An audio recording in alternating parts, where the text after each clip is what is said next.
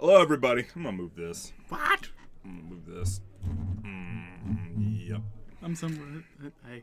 Hi. Yep. Well, what's going on with oh fuck? No, Dojo's internet's fucking up. I think it's just a hiccup. Oh yeah, I think it was. Okay. It's just like because this is a big pull on the stream, so it's just like. I have no idea. Tim, Kenji, how you guys doing? Guten Tag, Tim. Oh jeez. Well, in honor of Martin Luther King Day. Yes. We celebrate diversity in Magic by having two white people do the stream. By having two white people do the stream and sending cards off to their doom and into binders never to be sold again. Yep.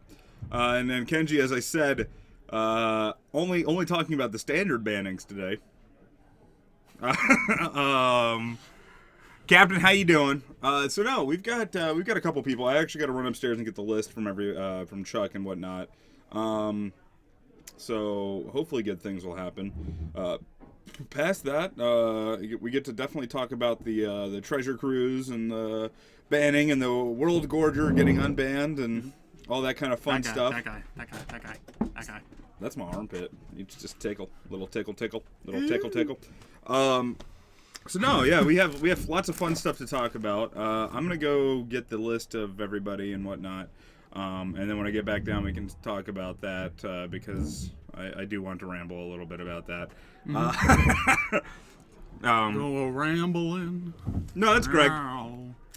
That's Greg. I'm the Ghost Greg. You're Ghost Greg. All right, so cool. Hashtag albino people. Ghost Greg. Hashtag albino people. All right. All right, cool. So I'm gonna go. Oh no, Chuck! Actually, what service? Chuck, are you yelling at people? Not yet. I'm about to put the team up right now. I have no idea what anybody's playing. Schaefer got a bye. Actually, I know what I want to see. I want to see Tez, so that's what we're gonna put up. So I'll be right back. Who's actually on Tez? Nathan is. Okay. All right. So Tez. All right. That's fine. Hey, girl. Cook the fourth. Hello. Hashtag unban Greg. Greg has a bye, so he's gonna have to sit and think about what he's done. Yes. Okay. So yeah. So in case you hadn't realized, things got shook up. I know Mr. Kyle Norman is running some spicy cards in preparation for some cards to be released from Fate Reforged. Which I don't know how smart that is, but. Well, it's a delve guy who maybe 4 power and 4 toughness that has trample. No, that's Kyle. You said Greg. I said Kyle. I don't know. Kyle Norman is playing some spicy cards. I don't know. Because apparently I just talk and like he doesn't process what I say. It's just sort of like that. No. The teacher from Charlie Brown's like run. Don't take offense. That's how I feel like 90% of people. All right, so we got Nathan on this side. That's good. Well, Mr. Seth Rogen, how do you feel about the match tonight? I don't know what it is. I know it's Tez, but past that. Yeah, and sorry for if the stream seems choppy, guys. The internet is doing wacky things, and we're dropping frames like bad girlfriends. Sometimes you keep those around.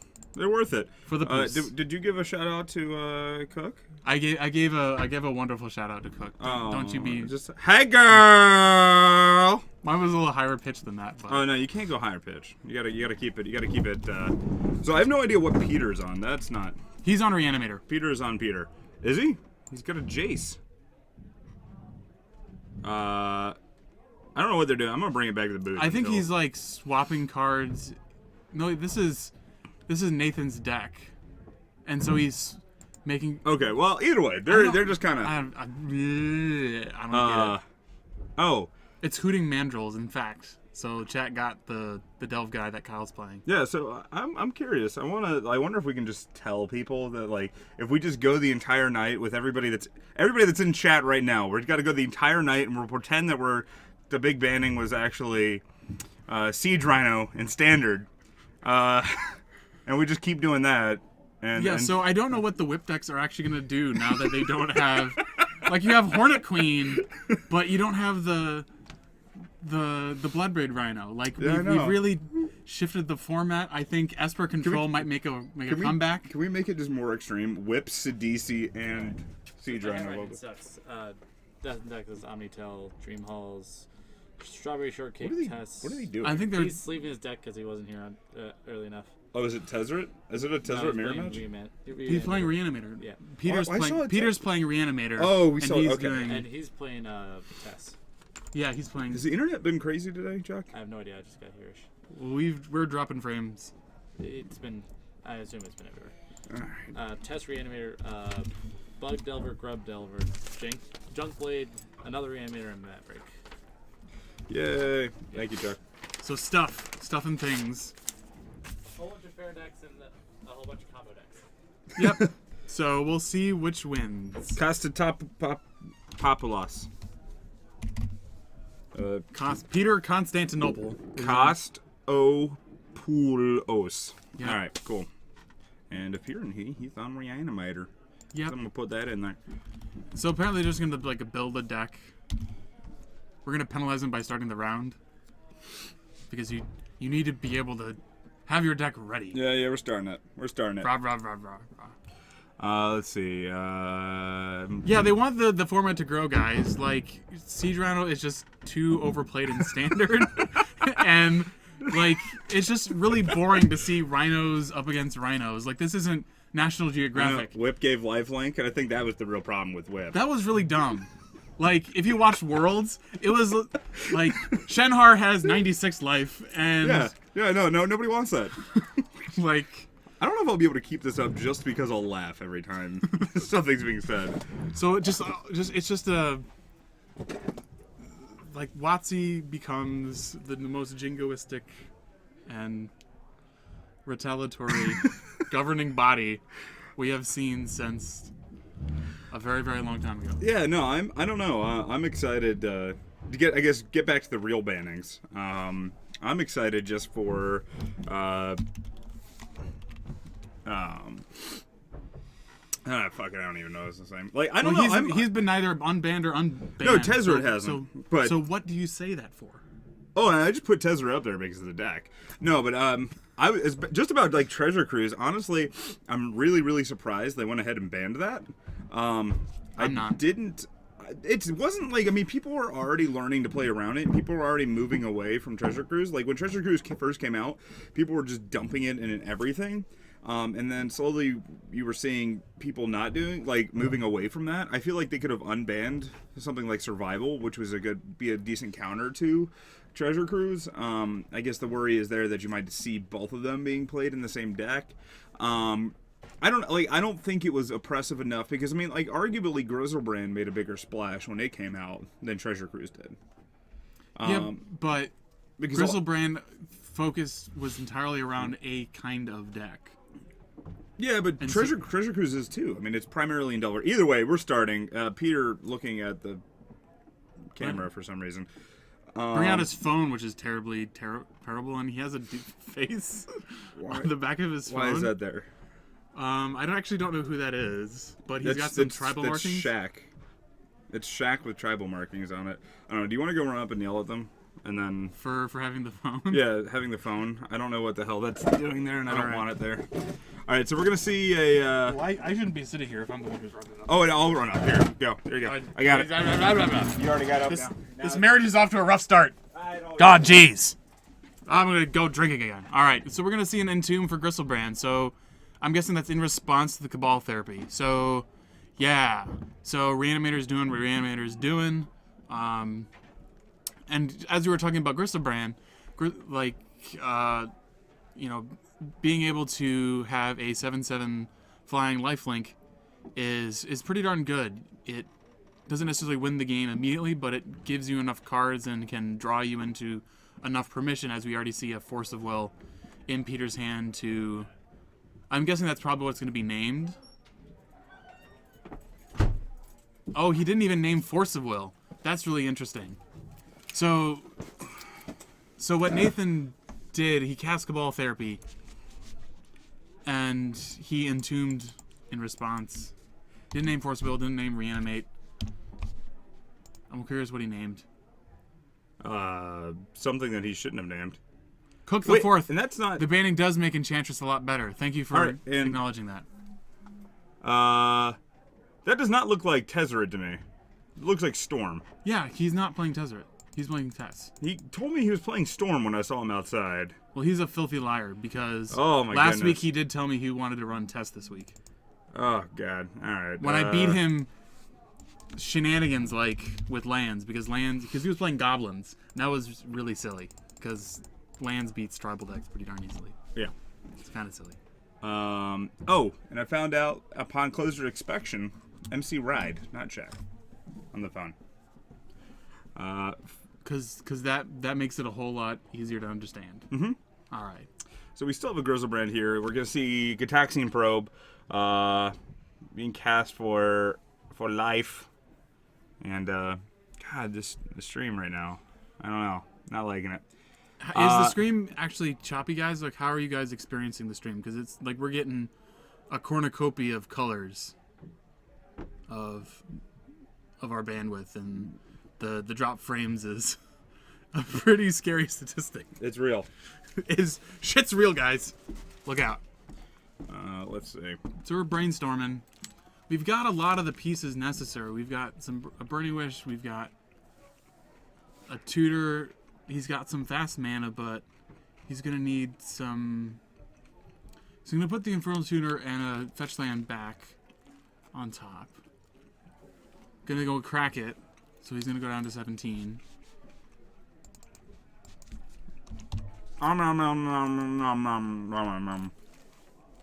Yes, indeed. Yep. All right, so we've got red mana to start casting the red acceleration we have in hand. Usually what's necessary. All right. Listen, you have the audible accompaniment of a sandwich. Sometimes gotta eat a sandwich. All right, so there's a Rite of Flames that's getting... removed for the imprint of Chrome Mox. Okay. Now it has Burning Wish. Which gets dazed. Yes. I'm not quite sure what Nathan was thinking there. Because he sees the daze. Yeah. I don't know, that's even just a rough spot for a Storm deck to be in, because with Grizzlebrand, he's not going to be wanting for permission. Like, No, he can easily especially sitting at 19 life. draw 14 and counter whatever he needs to from Nathan at this point. So Yeah. it does not look like Nathan is in the best of spaces. Although it's interesting to see what he might have. I mean, he might be Burning Wishing for Innocent Blood or something like that. Yeah. But in this situation, I think Peter's okay to just counter whatever he wishes for. But it looks like he's just going to try and counter the Burning Wish, which I don't necessarily like, because you might as well just make him burn the card and whatever he wishes for, because, you know, you already have Big Daddy Brands in play. Yeah, I think what he might be thinking is just he'd be able to counter everything. Well, not if you're burning Force of Wills like that. So pitching Force to stop the Burning Wish. And, okay, yeah, fine. Let's do that. I don't know. I probably would have dug again to find another blue card. Which is the top card on his deck. So that's pretty cool. Yeah. So then a Thoughtseize. So he's gonna go down to 9 to see a basic Storm hand that needs a couple other things to kind of get doing something. Yeah, I think you just take the Infernal Tutor. Mm-hmm. You can make an argument for Lion's Eye Diamond, but I don't. Yeah, that sounds like what he's gonna do. I still think Infernal Tutor is like. I think Infernal Tutor is the better way to go, because he can now get the value out of Infernal Tutor, because he just goes Rite of Flame, Infernal Tutor next turn. Bam. Indeed. Just my 2 cents. Yeah. So Chad is already on the bandwagon about talking about the decimation of Standard. Yeah. By the bannings. Yeah. It's real bad. No one knows what they're going to be doing with their FNMs. They're sending everybody into a crazed frenzy. There's the... So the storm is magically at 9. No, Because right up him just says add 8 to storm count. apparently. Generate 2 mana. All right, so here we're going to try... Oh, so Peter actually should be at 7 here. Or by 7, I mean 3. And Peter... Goes the 2. No, I didn't. I missed the gain of life, so he's actually sitting at 9. Okay, fair enough. Yep. And Cook the 4th is just distraught about what to do about these bannings. It happens. And see, this is why you dig again next turn, because now he's just got a daze and he doesn't have anything. Mm-hmm. This is stupid. Or just draw another 7, dude. You're fine. Don't even have a 7. All right, now he's down to 2. Okay. And this is I guess like why we're so concerned about not drawing 14 initially when he needed to find an extra blue card to not pitch 4th with force. Yeah. Because I think he whiffed on force again. Oh, Cook isn't as distraught. He's just saying, I'm just sticking with blue-black control. And yeah, that wasn't touched by the banning, so he's okay. He's fine. Yeah. I might move the Drowning Stars to the main board because there might be more aggressive decks, but you know, it's not gonna be too bad for them. And so now Peter's forced to brainstorm here. Still not hitting anything. Yeah, and this is all because he pitched the second Force of Will when he had the life to dig again to be able to keep that Force of Will in hand. I don't know. Yes, this might be a bit of a tiny bit of an... He's going to daze to remove the mana that was in the pool. I mean, not really. Mullen's got an untapped land and a Lotus Petal. Yeah. Yeah, I mean, Peter's just fucked here. And he's contributed to the storm by 2. Storm's at the 5. Yeah. So, I'm curious to see what he's going to go get. I mean, it might just be that Nathan just doesn't have anything. Oh, he doesn't. Okay, because he doesn't have. So that's interesting. He doesn't have tendrils in the yard. Oh, so he's just going to pick it up. All right, so all that was for naught. Yep. So, Peter not getting necessarily punished there. But I'll have to be like, hey you. So we're getting Dumb Mother, how are you? Lovely to see you. I appreciate the evolution. Yeah. Can you speak, sir, so we know you're not just a robot? No, it's all right, fine. But I do appreciate like he's evolved. What? Well, it's gone from Dumb Mother to Dumb Mother Follow Hype. Oh, Dumb Mother has like 4 different accounts that they've. Okay, this is the first time I've seen Dumb Mother Follow Hype. Yeah. So this is. They try to do good things. Breeding like rabbits. That's always good. It's well, always should good. one be Mum Dother? What? One should be like Mum Dother. Get with it, Dumb Mother. What? A Mum Dother? I don't even know. You switched the D and the M. May make an appearance on Thursday. What? I don't. Okay.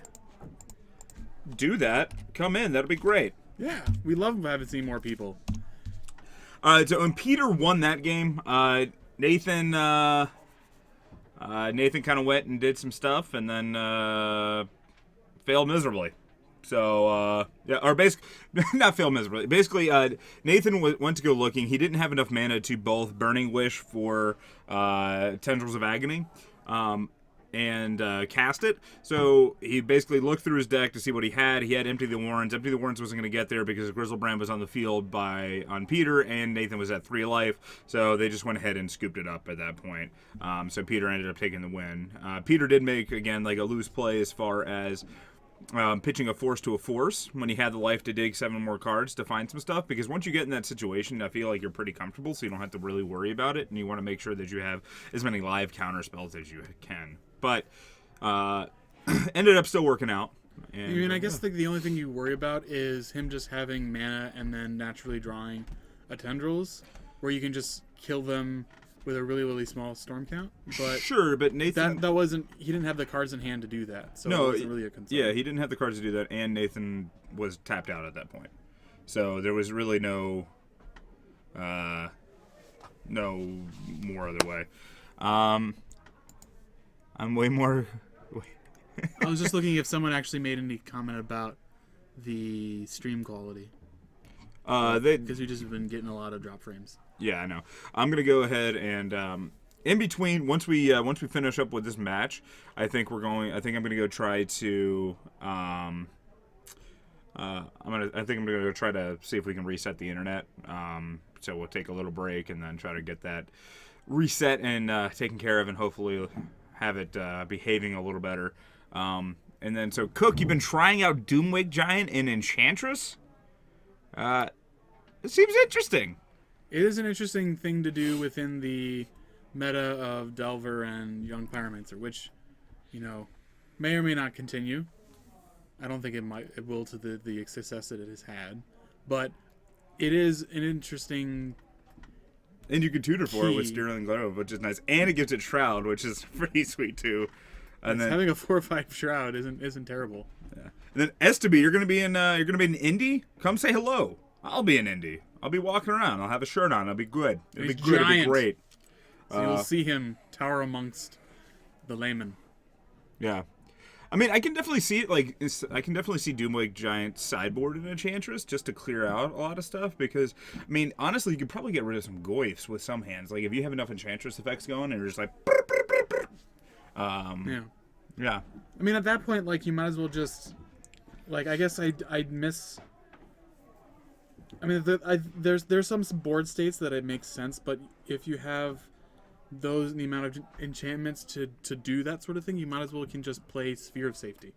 Yeah. And it's on color. That's what I'm thinking though. With put it in the sideboard and then bring it into the matchups where you need to have ways to clear things out and not die. I mean, I think we'll see an increase in Bug Delver and other sort of things like that, and so Golgari Charms are a thing that really hurt Enchantress, although oftentimes you're better off just sideboarding out the Argothians, that kind of matchup. Yeah. And you just become much more board control oriented than trying to draw a bunch of cards. That's fair. Yeah, Crimson, that's what I'm really surprised Treasure Cruise got banned in Legacy. Really, really surprised. I didn't think it was that oppressive. But I also don't work for Wizards. And then Modern's the real big one, though. Modern's absolutely insane with their bannings. But to be fair, when people start main decking Rebs and Pyroblasts... Sure. I mean, that's which unhealthy, is historically a sideboard card. Yes. It's a good-ass sideboard card, but it's a format's weird when sideboard cards become mandatory main deck cards. And we're putting our feet on merchandise, so that's probably a bad thing. Mine are underneath.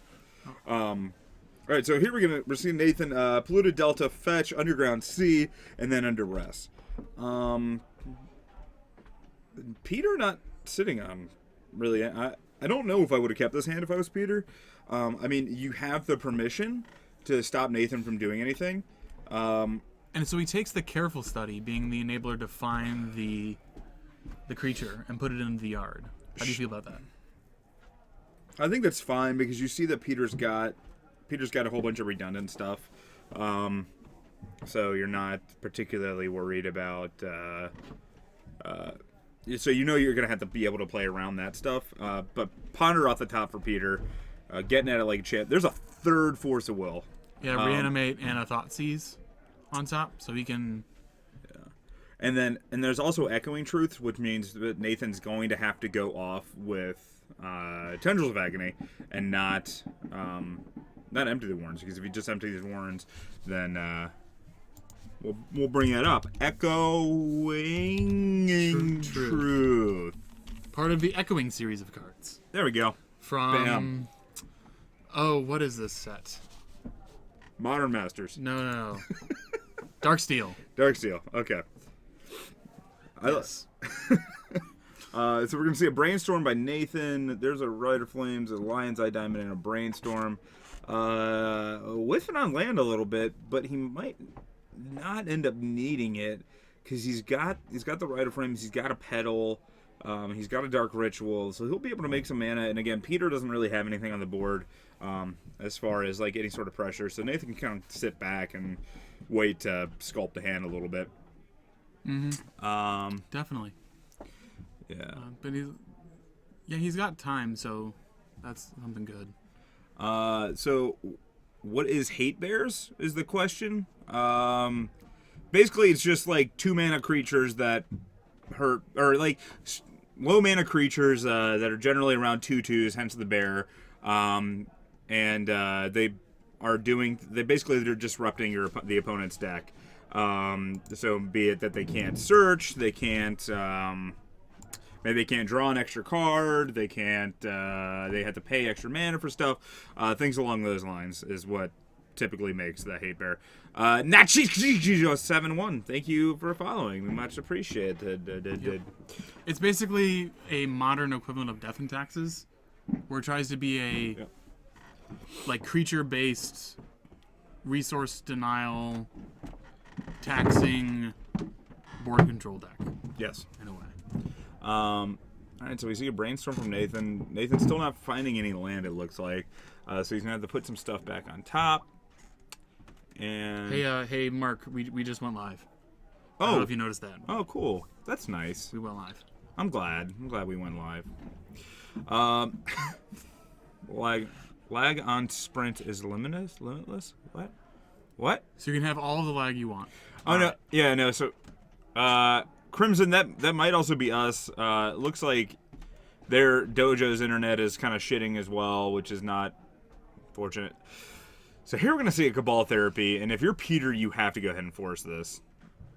What? Why do you not force that? Alright, so that...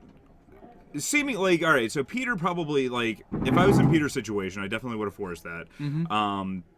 Just because if Nathan saw that you have 2 forces in hand, so he doesn't know about the third, and at least you can kind of protect it somewhat. But that was a huge Cabal Therapy from Peter. So like we'll bring up Cabal Therapy. Yeah, Cabal Therapy, a very good card, a very difficult card to use, especially when you don't know the contents of your opponent's hand. But Cabal Therapy works extremely well with Gitaxian Probe, and since he knew about the forces, that seems the very... Well, it was Duress. He saw it from the Duress in the very beginning. The Duress, yeah. And so now Peter having a second thought seize, trying to figure out what you take. Duress Cabal Therapy, a classic black line of strategy. Yeah, I'm pretty sure I take the... I think the burning... Oh, alright. The mana... Okay, yeah, you get his black mana, I guess. All right. Yeah, it's tough with multiples. I think I probably would have taken the Burning Wish just to kind of... Yeah, that's what I would have been leaning towards. Because there's sort of different options you could do, because he could generate a bunch of mana and then Burning Wish for something like Diminishing Returns. Yeah. Or what have you. Yeah, and it's... Yeah. Or if he has an extra copy of like Past in Flames in his sideboard, he can do a thing where he goes like Rite of Flame. Yeah, I mean, you definitely don't take the Rite of Flame, because then you're just kind of fueling the yard a little bit that way. But yeah, I don't. Ugh, all right, well, so I don't know. This is interesting. Boom Nasty saying he should have totally thought seize himself to get Island into play, or into his graveyard, so he had discarded it. I think I like that line of play too, Boom Nasty. I don't know if. Because you can target yourself with Thoughtseize. Oh, okay, because he's got... I didn't even see that he's got Elesh Norn. And granted, it's not the best card in this matchup, but at least it's a dude. Yes. So we'll bring up Thoughtseize. And then Retumad, thank you for following. Much appreciated. All right, there we go. Yep, target player. Yep, totally. Her Mud Tomb. That's a really interesting... What? I'm just rearranging the words to say, like, her Mud Tomb.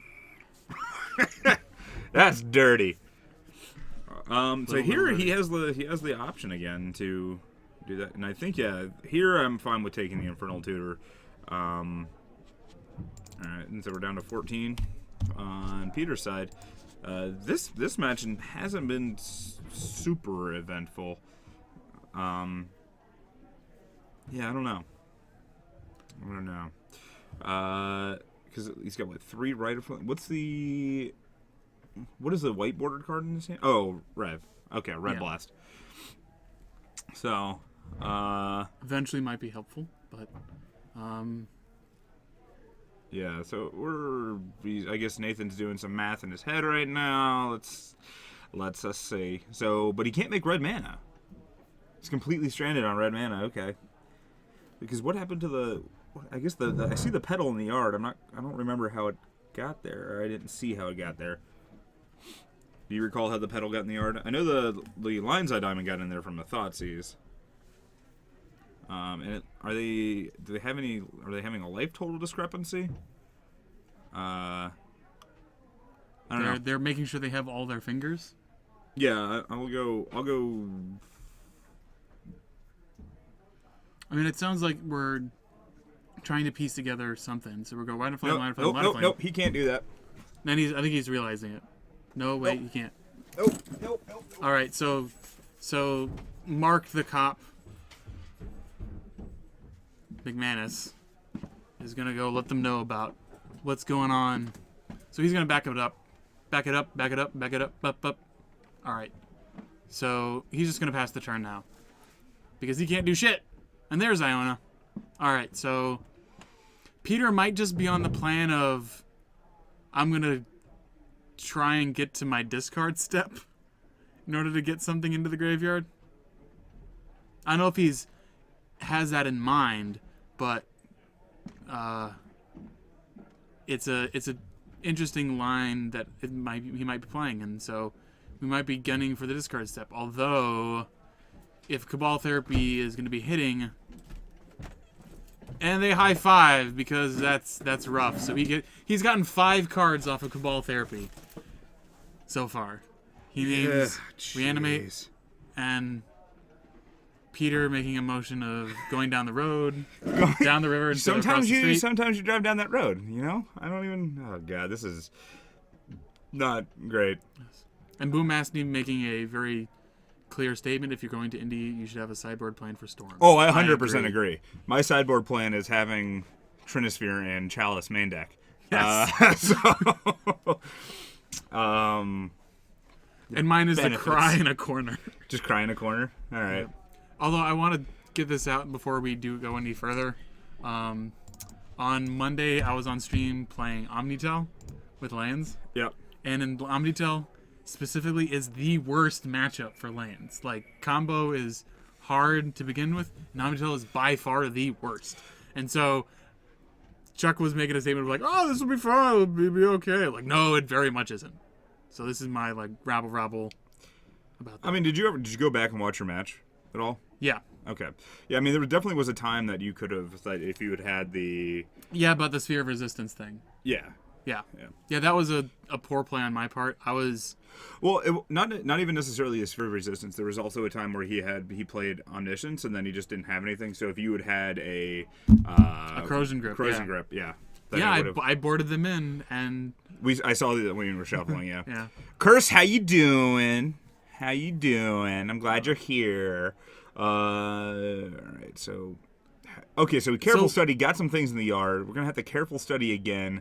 He's going to get a Grizzlebrand in the yard. He's going to have basically everything he can do to kind of... Another one.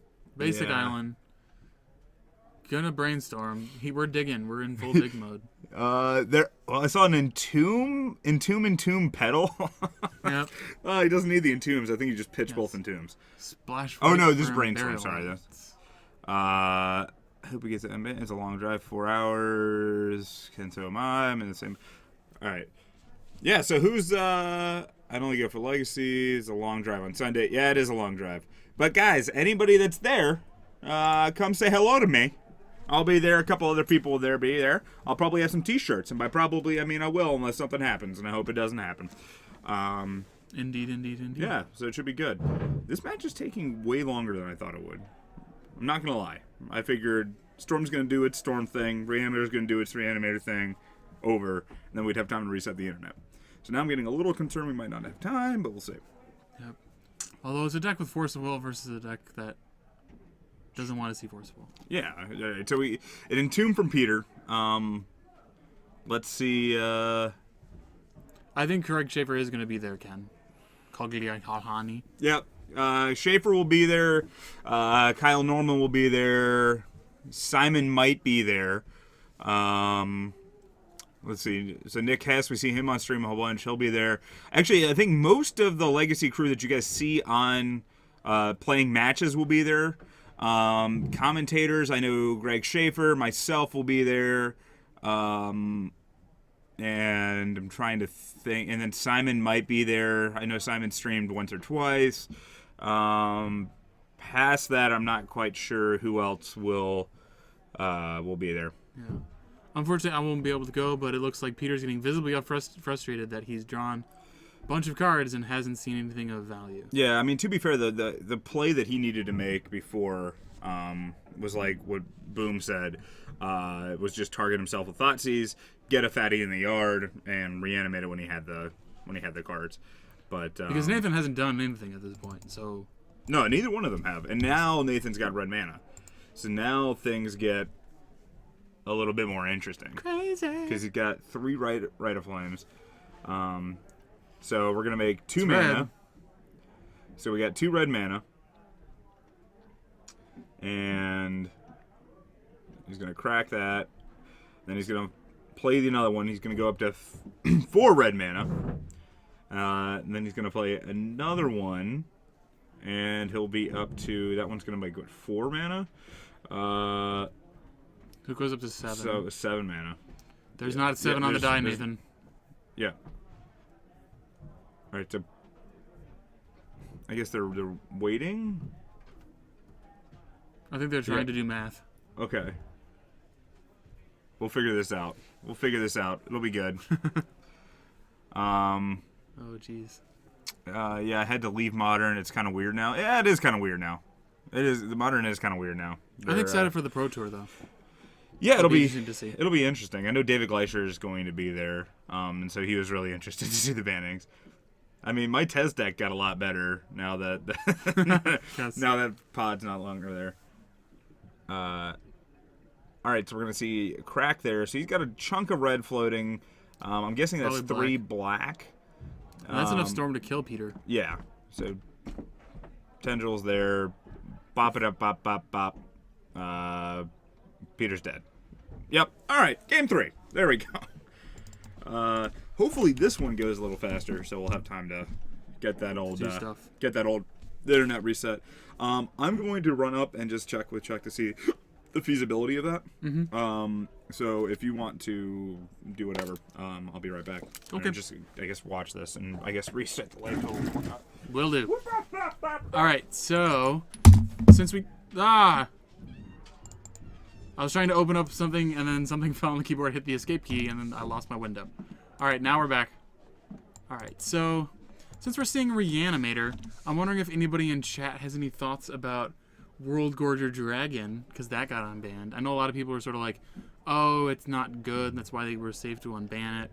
I don't know. I was talking with Nathan about it, and he thought it'd be an interesting thing to add into a Reanimator shell. Like, you cut a couple cards, and you get a couple guys in there, and there you go. Yeah. ELSB, my interest in Modern died when Deathrite Shaman got banned. I don't know. I think it's an interesting, like, in some ways, Modern has a bit, I mean, results-wise, it doesn't have as much variance as Legacy does, but as far as when you look at the metagame and what decks actually play at big events, it actually has quite a lot of variance. Like, people will play all sorts of stuff in Modern. I mean, I think hopefully that stays the same. I mean, I think that black-green decks, or black-green X, whether that's Jund or Junk, will certainly rise much more than what they are now. And hopefully Zoo is able to come back into the format a bit more. But with, as far as Legacy goes, I was talking with Mark earlier, and we were discussing about how the Shardless bug will probably make its way back into the format since Treasure Cruise isn't as much of a thing anymore. And it's a deck that I mean, I don't think Charlotte's Bug was bad to begin with. I just think people got scared and wandered off. They were unfaithful to the deck, as it were. And so we're going to hopefully see a bit more of that. And yeah, I mean, discard and wastelands are going to be not as detrimental to use for your opponents. So we'll see. Lands hopefully will still be okay. I mean, I actually think that will be interesting. Like, I know that the red-green lands lists have been making consistently a lands list sort of makes its way into the top 8 at most of all the recent Legacy SCG opens. And so I'm curious to see if that will actually continue with the changes of... I mean, Charlotte's Bug isn't matchup, but I don't know. I think chat froze. We're gonna refresh that. Everything is dying. Because chat's a noisy bunch, and they try to say something. I even asked about World Gorger Dragon, and nothing came up. So yeah, that's what I think. Yeah, clearly. see, there we go. Does anybody know what to play in place of Treasure Cruise in Countertop Ascendancy and Legacy? More dig through time. Yeah, dig through time. Seems like a... No, because they were already up to 4 of each, I believe. So, you could honestly, I don't just play Miracles. Like Careful Study, like I don't know. I'm trying to think like draw 2, discard 1 that are cheap. But Careful Study's discard, draw 3, discard, whatever. You could play. Well, Careful Studies draw 2, discard 2. Is it really? I thought it was draw 3, discard 2. What am I thinking of? Thirst for Knowledge. Thirst for Knowledge are like yeah. Okay. So I heard when I was upstairs, I heard that there were some no lands. Peter wandered away now. What is Peter doing? I don't know. Peter's got like 18 boxes up on the side of the table up there. So yeah, I'm guessing he's looking at something. Nathan looks like he's going down to 5. Peter already looks like he's down pretty low, because that stack looks small. Looks like a small stack. Tiny bit of cards to work with. Yeah. And I think that honestly Miracles is gonna come back big time. I agree. But dig. Well, all right. So apparently I guess they weren't running the 4/8. And yeah, I would just run dig through time. Yeah. I don't know. Yeah, I mean like you lose a card, but you also get to dig for Ascendancy in case you don't have it, or you need to find a Fate Stitcher, or you need some specific card, or you need some sort of thing to counter their hate. Then you're fine. Like I think dig through time is better in control and combo decks because it allows you to find specific things. Yep. And Peter playing the quintessential Legacy hand, Island Ponder Go. Nathan sitting on a hand of shit ton of land. I don't like. Yeah, I was about to say don't play the. You're using the pedal to cast the Brainstorm, which is fine. I mean, it's gonna get 2 lands out of his hand. But unless Peter had a Daze, that'd be super sexy. Yeah. Make him. make him crack. Yeah. Which I almost would have. I would have done that. Yeah. I mean, why not? I mean, he sequenced that way for a very real reason. Yeah, that was a huge tell that he wanted to break the fetch and get new cards. All right, so he's gonna go down 19 after fetching there, and so like I don't know if you force. I mean, honestly, you could almost make an argument just to force that because your opponent's at 5 cards. Your opponent's at 5 cards, and they've done. Oh god. Oh, okay. There we go. So they need to. I do want them to hurry though, so we can actually. Mm-hmm. So there's a Xanthid Sworn. And that gets forced. That's getting forced. That's an important thing to get off to not have be on the table. Sure.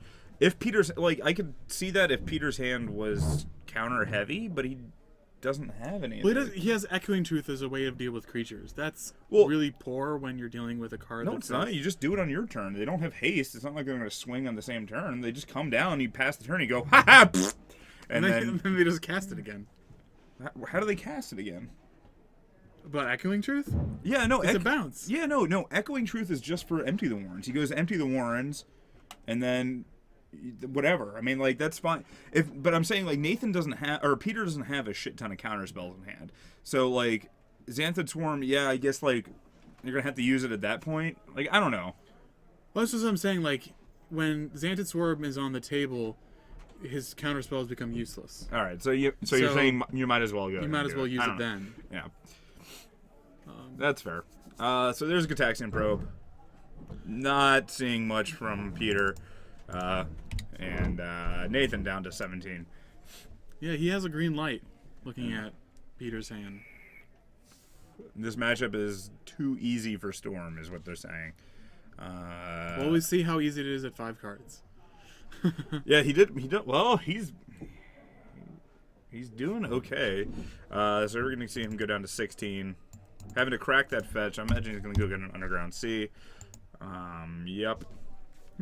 I almost wonder if you're supposed to go get a Volcanic Island. I was just gonna say the same thing. Like I won.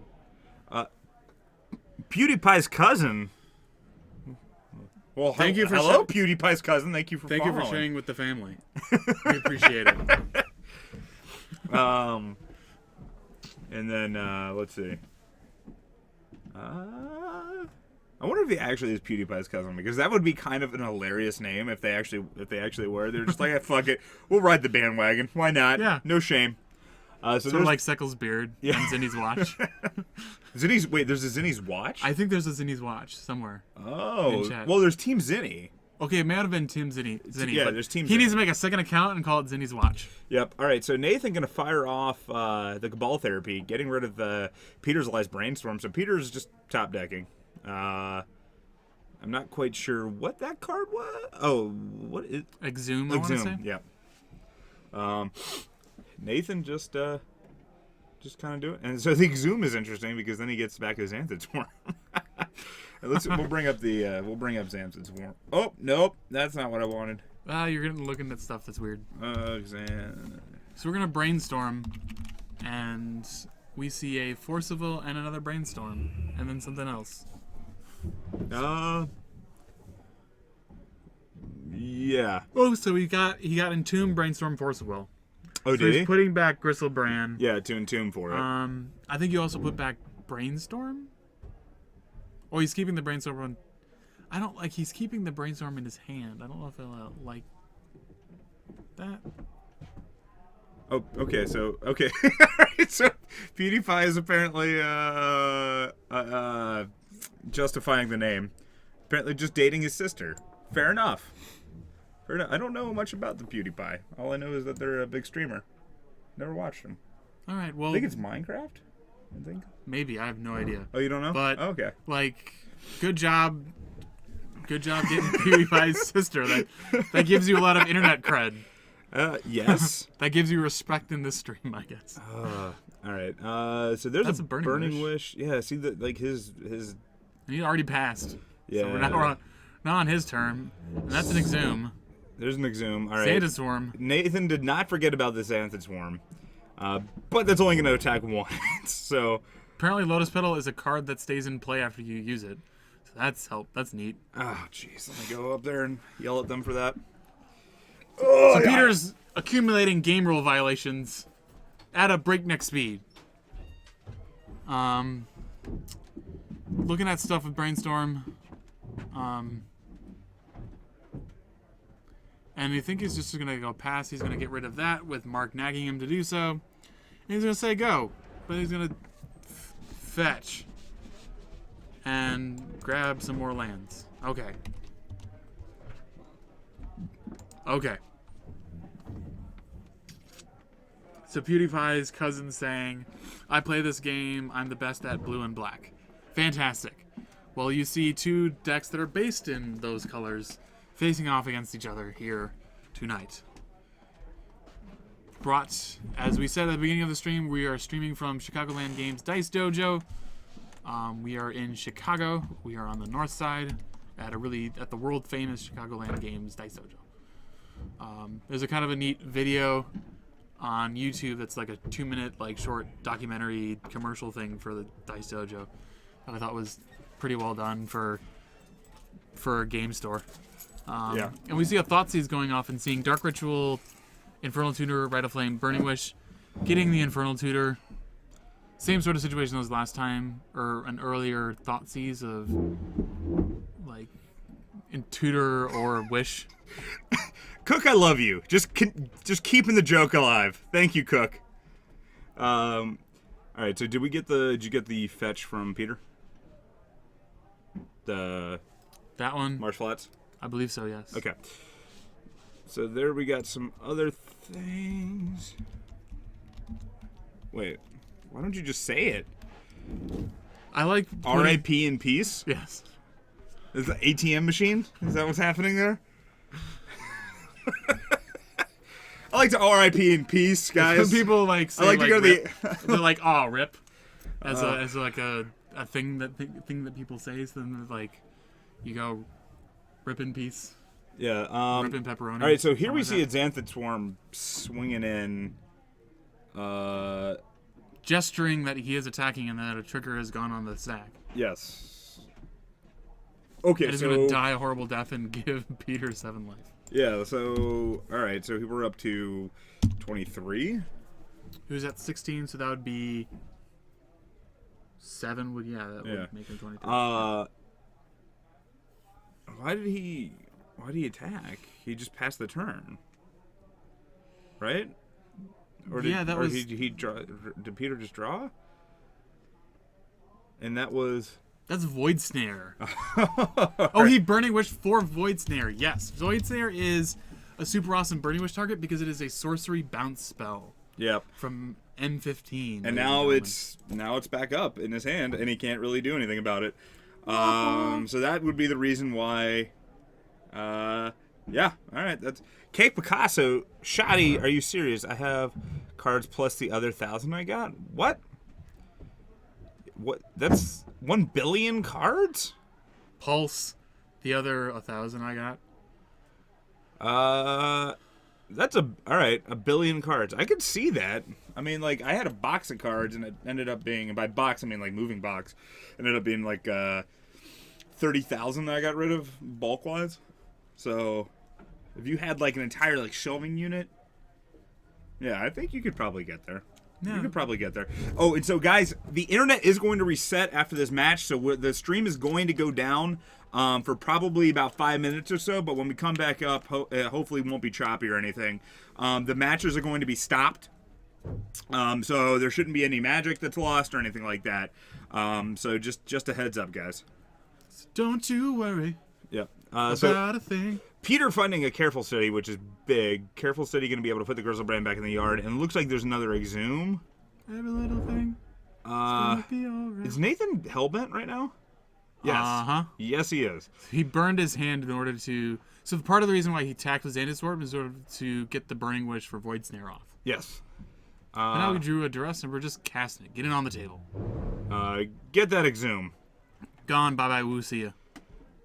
All right, so this match is just gonna go on. I don't even know how. I don't understand how this matchup has managed to go to time. Yeah, my brain can just not comprehend. They're doing their best impression of how sometimes Vintage goes, where both players try to do something broken, they both fizzle, and now they're just in Drago mode. All right, so Peter taking 2, he's going to get into 21, which is relevant because if he does get another Grizzlebrand out, he can't draw 3 times. Mm-hmm. Belcher boys, get it going. Hashtag. You know what? But now we're going to cast Reanimate, so he drew that off the top, so that's a decent card. Cutie Pie, I knew what you were saying. Andrew was just being a meaty pants. Meaty pants, Andrew. The Pulse Plus. Wait, what? The Plus. Never mind. Oh, yes. Forgive him. He doesn't even know. All right, so here's interesting. All right, so Nathan rips another land, and he has Tendrils in play. However, there's the Reanimate on Grizzlebrand, so this is what happens when I don't pay attention. So Peter's at 13 here, swinging. All right, so we actually might see a finish of the game. He's going down to 9. Peter going back up to 21 or 20. Sorry, he's gonna draw 7 anyways. God. No, wait, no, he's Nope, pondering. he didn't. He pondered. Okay. I lied. Sorry, lied. Always lying. Ghost Greg lies. Siege Rhino, R.I.P. My brother. I've always loved you. We will have a vigil at the end of the stream. Yep. For the short-lived fate of Siege Rhino and Standard. All right. Remember, Siege Rhino no longer legal and standard. We're gonna fuck somebody's F&M day up. They're gonna be like, they're gonna show up and they're gonna be like, oh man. But they said on stream. I hope May Siege Rhino RIP follows because I want to be able to go through the follow list and see that. Nathan gonna go down to 8 life though, cracking this fetch. And so at one point in your ramblings, you said like tendrils in play, and so Cake Picasso is like tendrils in play, boys. It happens. It happens. And Cook, I know it wasn't you. There's no way that it could have been you. You're right there. Oh goodness gracious! All right, yeah. So we're just we're seeing. Yes! Yes! Thank you, Siege Rhino RP, for following. Much appreciated. So here's a Cabal Therapy. Do we miss another attack? No. Because still tap for Ponder. So Peter's debating whether or not to Force a Will this. Okay, so Peter's going to go ahead and do that. Peter's going to go down to 19. Off of that Force a Will. Yeah, probably naming Force anyway, so... Yeah. I don't think the days is terribly important, although... Yeah, I mean, just swing. So they are 100% in turns. There's the time now. So Peter's up to 26, and Nathan is down to 1 life. Mm-hmm. The loneliest number. 1 is the loneliest number that you'll ever do. 2 can be as bad as 1, 'cause it's the onlyest number since the number 1. Oh. Super helpful cards. Good. And, okay, guys, so as we said, we're going to try and reset the stream. Don't you worry about a thing, guys. We're going to be coming right back. There won't be any magic that you'll be missing. We are, of course, streaming from Chicagoland Games Dice Dojo. We're trying to fix all the internets. So one day we will rise again. Yes. Siege Rhinos. So Abandoned Standard. Get it trending. That's right. Okay. So I got to jump into following. You gotta do what now? Okay, I'm jumping into the channel really quick. Yes, this is Streamception while we wait. Oh, you stop. Wait. Oh, goodness gracious. What? Wait, so we've cut the internet, but we're still. And a 1, and a 2, and a 3. Yeah. Talk to me, Goose. Oh, Goose, talk to me. Yep. Hey. Goose. All right, we're back. Oh God. Oh wait. We're green. Yeah, no, we're back. Green and golden. And we're green and golden. We're not dropping any frames yet. This is chat. Sweet. Talk to us. Chat. Simon.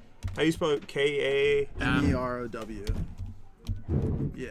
Yeah. Like marrow, but with only 1 R. Wait, and what? Not like blood marrow, but like a merfolk. No, like a merfolk marrow. Double R? Never mind. Just it was right. It's right. I was only messing you up. That's okay.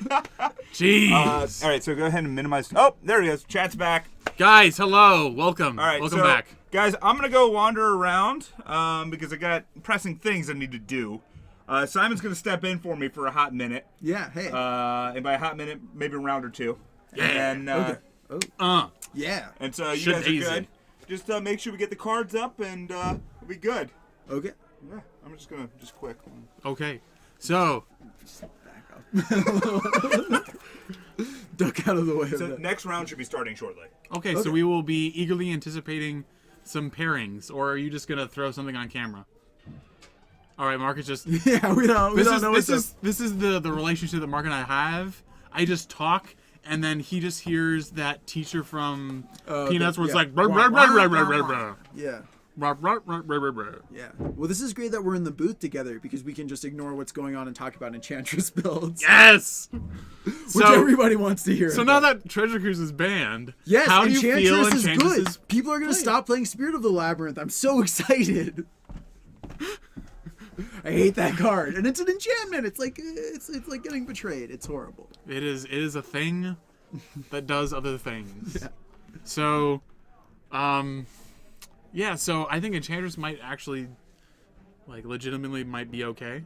I mean, Yeah.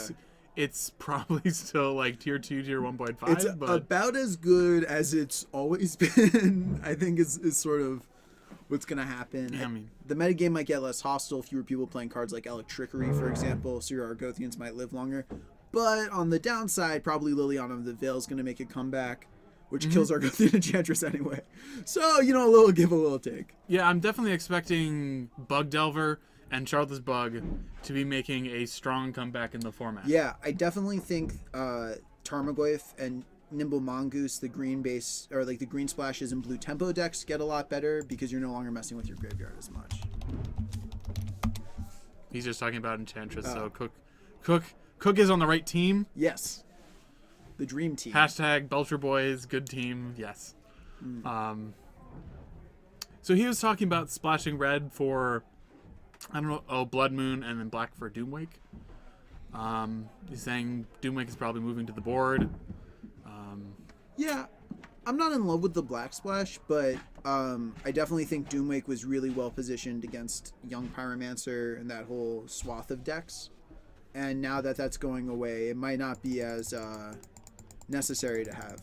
I'm going to just try and clean up our display Ooh, a little bit. fancy. Yep. So So have you seen, what was the first match? I guess it was Reanimator versus Storm. which took a hell of a lot longer than we thought it would. Well, that's, So meh. sometimes you don't go off on turn 2 with your turn 2 combo decks. Okay. Making misses. Yep. All right. So we got that done. We're looking for. Cole is me. I think if you want to play Junk again in Legacy, the time is right. It's a good time to be playing Junk in Legacy. I think one thing to do is maybe move away from the Maverick shell and focus more on your black cards, like playing Him to Torak or the aforementioned Liliana of the Veil might be a good way to get the mileage out of what's available to you. I think the Maverick shell is a little underwhelming when you have like black cards available. That's sort of like Knight of the Reliquary might not be as necessary if you can just play like a Deathblade deck without the blue, for example. So Maverick being a decent thing. Yeah, we're doing a Greg versus Greg. Okay. It's hilarious. Greg boys. We also need like we have Seckles Beard, we have Tim Zinni. Can we have like Greg's Flannel be a user? I'll be Greg's flannel. I'll be Greg's Someone be Greg's Flannel in chat. Let's see if we can get our beautiful faces off. Yes. Yeah. All right. So I'm gonna be putting these people's names in. Do you have any thoughtful musings about the Maverick versus Death and Taxes, which I assume is what we're gonna be Yes, seeing? I think this is a very Mother of Runes heavy matchup. But I think also Maverick is pretty advantaged because instead of playing cards like Aether Vial, they just play more. Okay, that's a really bad way of explaining it. I think Maverick is better at using all of the cards that are relevant in the matchup. Like Green Sun Zenith for Kasali Pride Mage, for example, is like a pretty big game against a deck where their main way of beating you in a creature fight is equipment. Thalia's pretty anemic against both of these decks, so the deck that's playing more Thalia's kind of gets punished for that. And Maverick is much better at Wastelanding, and Wasteland's surprisingly good against Death and Taxes. They play a bunch of basic planes, but they get most of the mileage out of their mana base by, having spell lands like Rashad Import and the like. I don't know if you can call it Junked Maverick. Yeah. But I'm gonna put. Oh man, this is great. This is a great name. I feel like this is catch on. Yeah. I think it'd be fun. Yeah. So people are just going crazy with the Molly in chat. I don't know where that happened, or guys, don't do drugs. It's not safe. It's not safe. I don't know.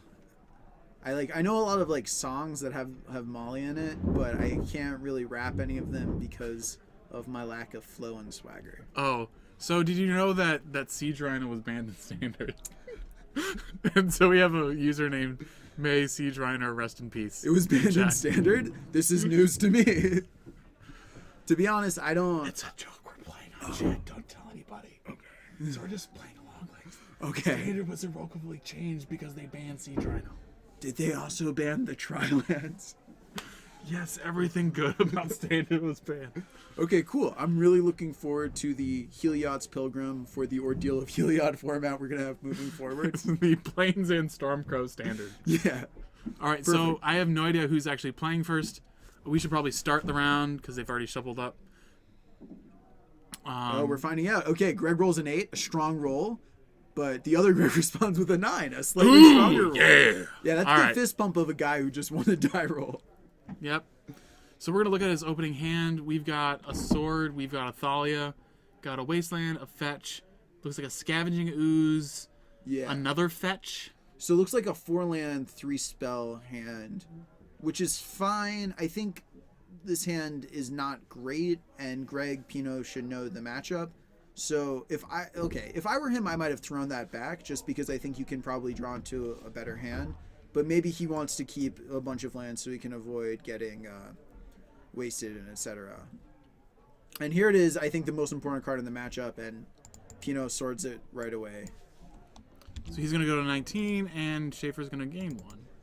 Yeah. Because the mom is going to go tend to the farm, all the goats and stuff. Right, exactly, yeah. She's milking some goats, guys. Yeah. It's a noble profession. So now we're going to see... But now that, like, is... He can then play Thalia, I suppose, and then that's sort of the gas, because he drew another land. So he's really flooding a little bit. Yeah. And what's awkward about this is Scavenging Ooze is a very good late game card in this matchup just because it's a huge creature, you know, against a deck full of mostly small creatures. But it's not going to get big until things start trading. So, you know, he's got a bear in his hand and a wasteland and a bunch of air besides that. Mm-hmm. But we are seeing him fetch green sources. So there's the opportunity for him to just kind of like spend a bunch of mana and grow it. Yeah, definitely. At some point. And that's like a nice thing, getting his unwastable green source now, just so he doesn't have to worry about having it later. And he's got 2 more white lands in his hand, so it doesn't matter if he gets wasted out of one of them. But now Caracas for Greg in order to bounce the Thalia from attacking him. And EOS Boy is letting chat know that we should praise Helix for the people who get that joke. Yeah. I guess Twitch plays Magic as well as Pokemon. Yes. Ah. We don't have people being like, mull the 5, mull the 4, mull the... Just anarchy mode, everyone just mulls the 0. Yeah. And so that guy's going to get bounced. And this works out really well for Greg, because Pino didn't take care of the Crocus. Greg is able to take care of both of his creatures. Again, Thalia's like not huge against either of these decks, so now Pino's sitting on a Swords and a Thalia and a Wasteland, and the rest of his, you know, he's got some lands, a land. And this is, I guess, what I was talking about when I said I might have mulled his first hand, is just that he doesn't have a ton of cards that seem to do a lot here. What? Well, it's going to get swords anyway. I don't know how much life he's going to gain because I don't know what that card is. It's a Mirren Crusader, so he's going to go up to 23. Thank you, Simon. Yeah, that is the buy a box promo of Mirren Crusader, which looks like an old dude who's taking off his shirt. All right. Well, we see the play that he probably should have done earlier, perhaps, but dropping a Mom and a Thalia. And so he takes care of the Caracas so he can keep his Thalia in play and doesn't have to play that game. Mm-hmm. Doesn't want to play with scrubs. Yeah. But see, I mean, this is... yeah. But this is sort of what I'm talking about, where it's like Greg Schaefer has played some creatures, Pino drew both of his swords, and now they're just kind of got a bunch of dumb things looking at each other. Yep. And Newbie Sop asks, are these decks post-ban list? The ban list doesn't go into effect until... Friday, yes. And so in time for, like, the SCG events over the weekend... Pino goes up to 21 because his mom gets swords. So we're running through all the swords we have. Both players have played 2. A lot of moms, a lot of swords. And a backup mom for Greg. Technically, Pino needs to move that Mother of Runes from his... Oh, he just did it. Yeah, to exile from his graveyard. Oh, yeah. Yeah, so this isn't, like... Wait, you're saying that it's updated immediately? That's not... I don't think that's true. No, the ban restricted list goes into play, or in effect, when the set is released, and the Fate Reforged is released this weekend. Yeah. I mean, they can do like effective immediate bannings, but that's only happened for Memory Jar, I believe. Yeah. So Schaefer plays a Cavern, assumingly names Human on it so he can play as Thalia, and then it's the 4th turn, so here comes Sarah Avenger.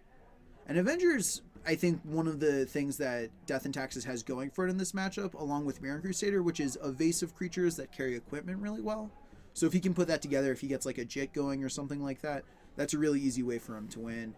You mean Jite. Oh, sorry. Is it Jite? I just like, I have no idea, man. I don't know Japanese. I don't know. That's my guess. I'm sticking to it. But he's going to go down to 18. Yeah. Avenger flies in for 3. And Horizon Canopy is going to cycle. Giving him many cards, but only taking 1. Yes. And playing another one. Avenger. All right, so we've got the flying beats. The advantage that this deck has over Maverick. And because I think the only flying creature Greg has in his deck is the Scrib Ranger. Right, and that doesn't do a very good job of playing defense against 3/3s. So Schaefer's going to come in for 6. Pino's down to 12 from that attack. And too many numbers. Prepare for robots. Thank you for the follow. Thank you. Here comes the Aether Vial on turn 6. How appropriate. Very exciting card. And the other land. Upkeep, I think we're going to see a port on the Black Source. Yeah. And what's that card in his hand? Is it another it's a Oosh? sword and... Oh, it might be a Reclamation Sage. Yeah. Wait, so why are we paying 3 mana? Because there are 2 Thalias in play. So this is a fun side effect of the new Legend rule. Yeah. Wow, I kudos to you, Simon, for seeing that. I did not. It's kind of silly. I think it's kind of silly, at least. But everyone pays 2. Yeah. All right. He's just gonna say go here. Port the Black Source again. Why not? Upkeep. Did he? Yeah, he did attack. Yeah, Oh, if you look on Pino's pad, he's down to 9. Okay. Whoops. Space. All right, we're good. Greg Pino plays a Knight of the Reliquary, and he's got an active Mother of Runes. So this is good. If he's got like a Maze of Ith or something like that to get, he can stop this attack from happening. And he's now swinging in with his Thalia. I think this is a really good call. Worst case scenario, you lose your Thalia, which is just food for a Scavenging Ooze, which is kind of something you want to have in your graveyard anyway. And best case scenario, you just get a free 2 points. Mm-hmm. Yeah. I don't think it's worthwhile to use the Mother of Runes activation to save Thalia if Schaefer blocks with his Sarah Avenger. So this is a kind of bluff attack. Like, I think there's an easy block here for Schaefer, but Pino's still fine making it because the Thalia is not really doing anything for him in play. Yeah. That is true. I mean, I suppose that if yeah, and all right. He's gonna block, and yeah, Pino just throws it in the grave. Oh, it looks like he just forgot about it entirely. So he didn't actually take 2. Right. That is correct. Schaefer comes in for another 3. The long walk down. Yeah. Actually, it's not too long. 3 turns. Black Sorth goes again, and we draw a Bayou. Yeah, it's a Bayou. Maybe it's a Reclamation Sage, or maybe a Scavenging Ooze. I'm not quite sure what the green card is in Pino's hand. If it's an Ooze, I would imagine he would play it here. Same with the Rex Sage if you just take out Vial. I mean, right? Like I think it's you fine could save just it for blowing with a Vial. a sword, but at this point, like he's not in a position where, like he's losing to a flyer. I don't think it one way or another. I agree with that definitely. Looks like Schaefer is thinking about something at end of turn, but he's just gonna untap. Think some more. Yeah. Something that Schaefer doesn't do, which I don't think there's a huge reason to do, but he doesn't bluff his Vial activations a lot. This is something I know from just playing with him. He won't like just dummy activate it if he's got nothing in hand. And it's not like Greg Pino can respond with Stifle or something like that, but maybe he's going to want to respond with like an activation if a Vial were on 3 to avoid getting Mind Censored out of a search with his Knight of the Reliquary. Yeah. That is true. So, end of turn, he's going to float a mana, sacrifice a land. I don't know what he's going to go and get here. looking through his deck, it looks like he's got a Caracas and Dryad Arbor and a Gaia's Cradle to get. Nothing like super spicy, like no Mazavith. Yeah, no Mazavith. That'd be pretty nice. Yeah. But here's a Wasteland to make sure that he can get his black mana when he wants it. Yeah. Because if for some reason he drew Abrupt Decay, that'd be pretty good. Yeah, I know a lot of Maverick style decks used to play one Mazavith because in addition to stopping attackers, it's a way of giving Knight of the Reliquary pseudo vigilance because you activate it at the end of combat step, so it's already done its damage, so Maze doesn't really do anything except untap it. But it doesn't look like Pino's got any of that going. So even though he's assembled some of the best cards in his deck, he's going to lose game 1. Which is definitely a way that Schaefer can win the matchup, is just taking things to the skies. Yep. And before we forget, American Empire, thank you for the follow, sir. Thank you. Greatly appreciated. Yeah. We are, of course, streaming from Chicagoland Games Dice Dojo here in Chicago. And Moobot seems to know whenever I say that because it gives to everyone how you can find us on YouTube and Facebook and Twitter. And Moobot is faithful. Moobot is my faithful companion. So looking at what Pino grabbed for his sideboard, I saw some number of Crows and Grips, which is definitely a really good card at killing counterbalance and enchantments. I'm not in love with that card against Death and Taxes just because it costs 3. If it's your only artifact removal, you definitely don't want to lose to Jite? Stick. Stick? Yeah, you don't want to lose to Umezawa's Stick. But you know, it's awkward because through Athalia, through Crows and Grip, or not Crows and Grip, through Wasteland, through Rashad Import, it becomes harder and harder to resolve expensive non-creature spells. Mm-hmm. And Bradley Lumen, thank you for the follow. Thank you. That's fantastic. Woo! Yeah, like, I don't know if it's like if the chat is necessarily dead. I think everyone, as Ken Glahalkahani is saying, that everyone just loves Greg and his flannel. Mm-hmm. So it's just pure support for bunch of flannel fans, good or guy fannels as they're known, or wow. flans. I've got the hey man, you know, I spend a lot of gracious. time thinking of these while I'm at work behind that counter. Big words of D's. Thank you for the follow. Thank you. Woo! Keep it coming, boys. Yeah. Yes. So it looks like I can't tell what exactly those cards are that he was kind of like what Greg was kind of contemplating. Which Greg? Oh. Are we doing are those Greg and Baneslayer Gregory? Angels? No, it looks like he's got a Like those cards. oh in Schaefer's hands. He's got Cataclysm.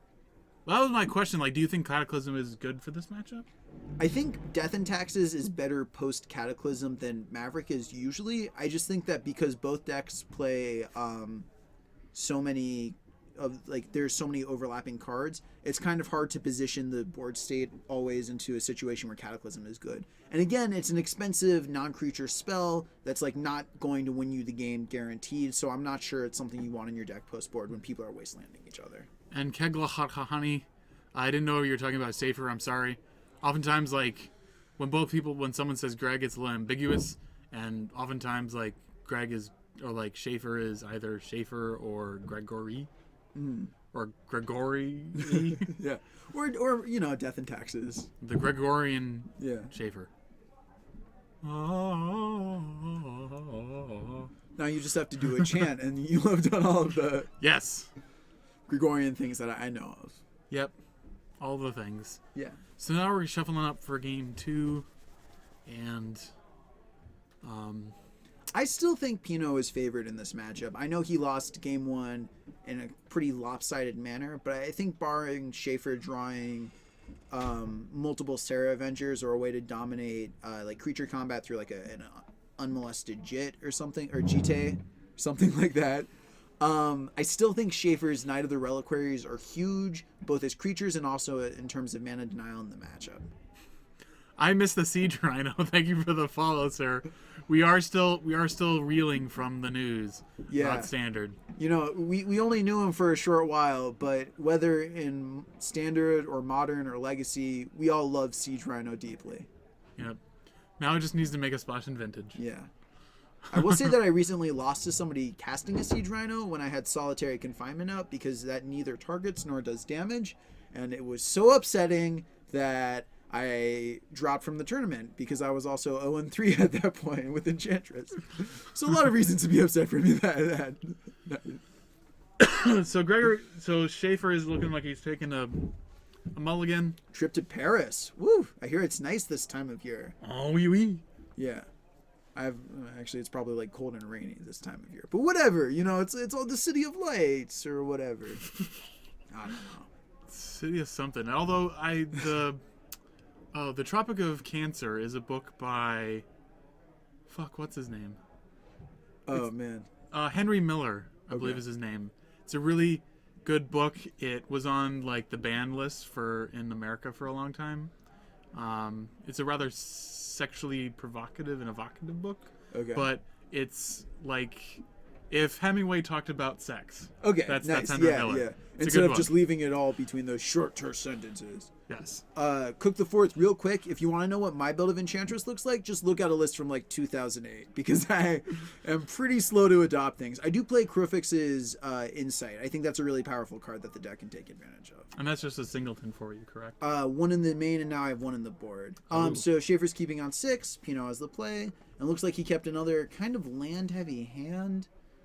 It didn't work out great for him last turn. But he does have a Sylvan Library in hand. Oh, okay. So maybe he's hoping to just be able to get some value out of that.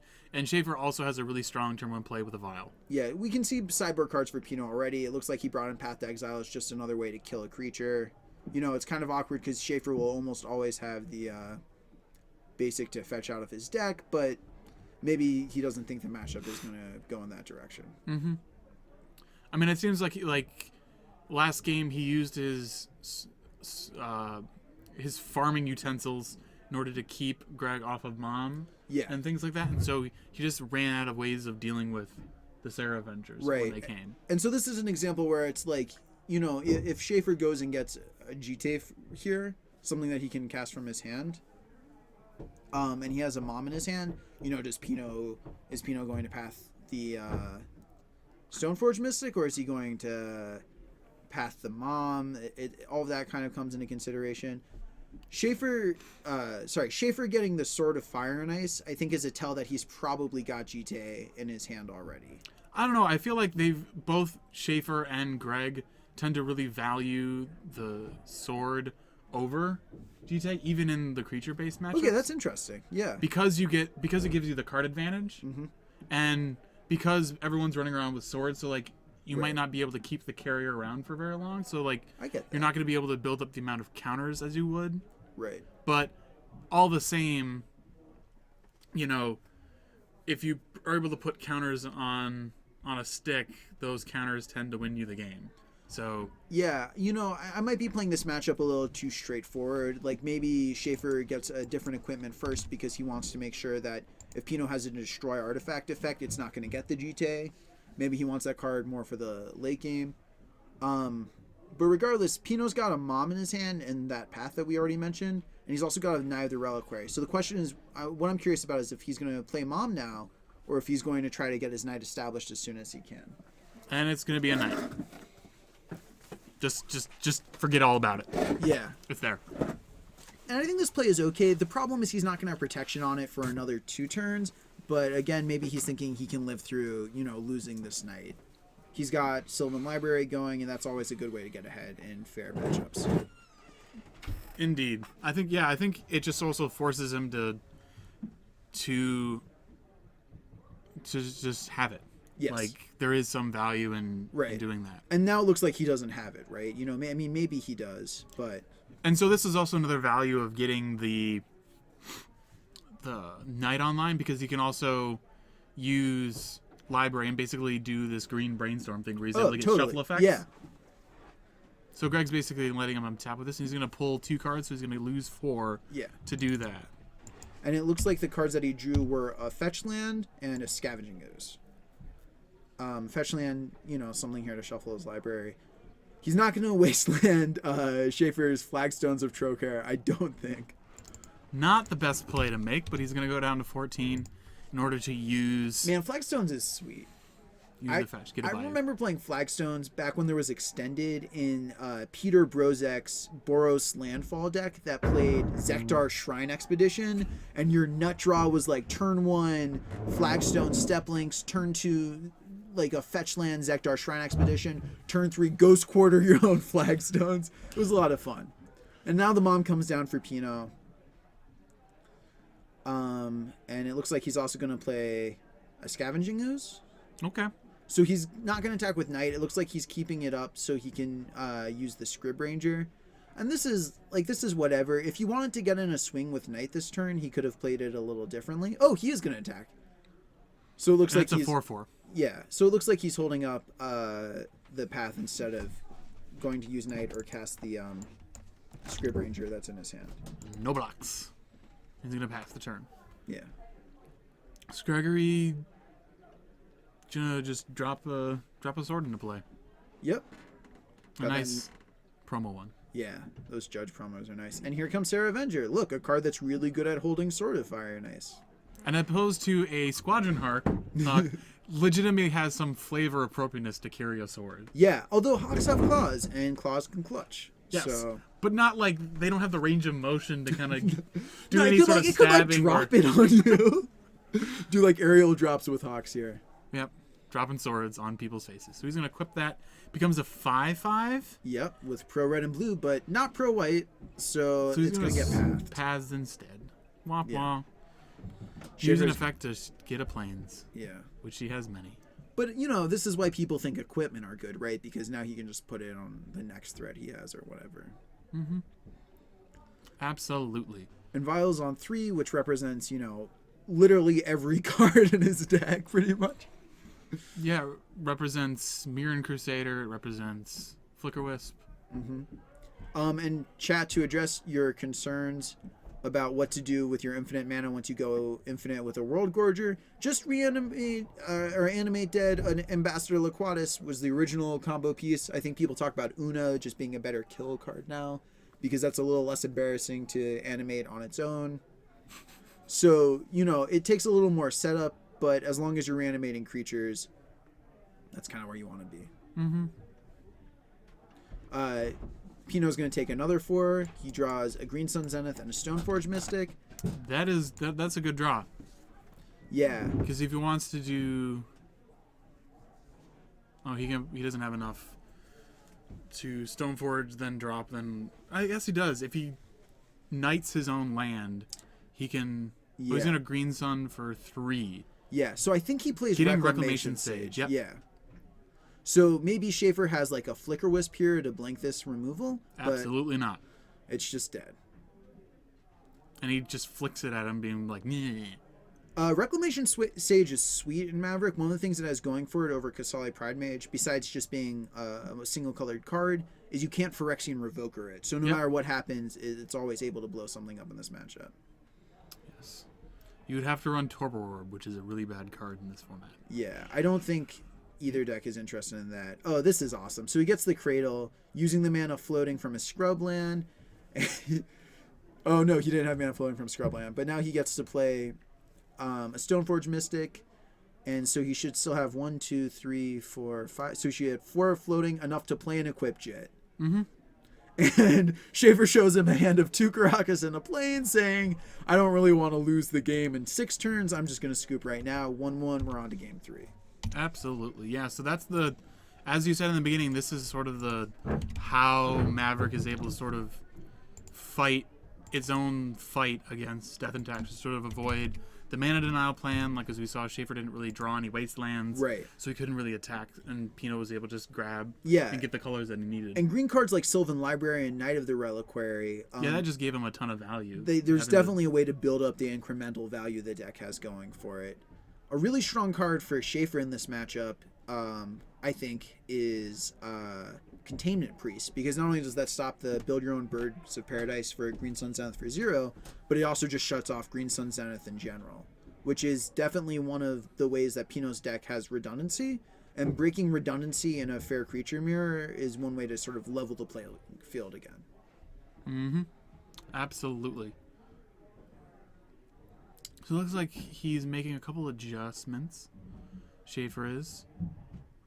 looks like he pulled 2 of a card to bring in. I'm not So sure maybe he's exactly bringing what in the that was. containment priest because it looks like it's still in his sideboard, or maybe he took them. I can't tell. He shuffled cards around, so I can't tell what he actually Yeah. putting out. So he's Okay. putting in the containment priest again. So that, going back to your point, is something that seems to have some value Yeah. in we're- dressing Green Sun. Worst case scenario, it carries equipment. Best case scenario, you get to counter Green Sun Zenith. Excuse me, which is, one of the cards that Pino's deck is built around. And Chad is talking about World Gorger Dragon and sort of the potential, sort of the rules pieces of it, where the problem with World Gorger Dragon in the past is if you don't have something else to target with an Animate Dead with World Gorger, you create an infinite loop. Right. You can't break it, and thus the game ends in a draw. Yeah, so something like Blue Sun Zenith is a good way to kill somebody at instant speed with infinite mana. You just make them draw their entire deck. I think Unless the real you cast Misdirection. Yeah, it's true. It's a really good way to kill somebody. I think the real secret to the World Gorger Dragon combo is just don't play it. Just keep reanimating Gristlebrand. Keep reanimating Elish Norn against elves. World Gorger Dragon it's powerful to make infinite mana, but it's not clear that making infinite mana and killing somebody on like turn 3 or whatever is any better than just killing somebody virtually by reanimating a Gristlebrand on turn 2. Yep. And I think part of the issue is that you do need that setup, and like part of the reason why Dragon combo had any leverage in Vintage was because it used Bazaar of Baghdad in order to find all the cards it needed. Yeah. And be able to dump World Gorger into the graveyard. Bazaar is an insane enabler for any graveyard strategy. I mean, it's like the cornerstone of Vintage Dredge. Enough that they play, what is it, Forsaken City or something? Just to get it back. There's like a tap, sacrifice, get a land back from your graveyard No, card. it's a card from... It's Petrified Field. Petrified is Field, a card yeah. from Odyssey that allows you to get lands back. That's a staple card in Dredge. Okay, so oftentimes. Schaefer on the play in game 3 starts things off right away with Mother of Runes. If this lives a turn, that's going to be great for him, and it's great for him. Yeah, I think it looks like he had another land-heavy hand Yeah, for Pinot. I'm not in love with these hands that Pinot is keeping.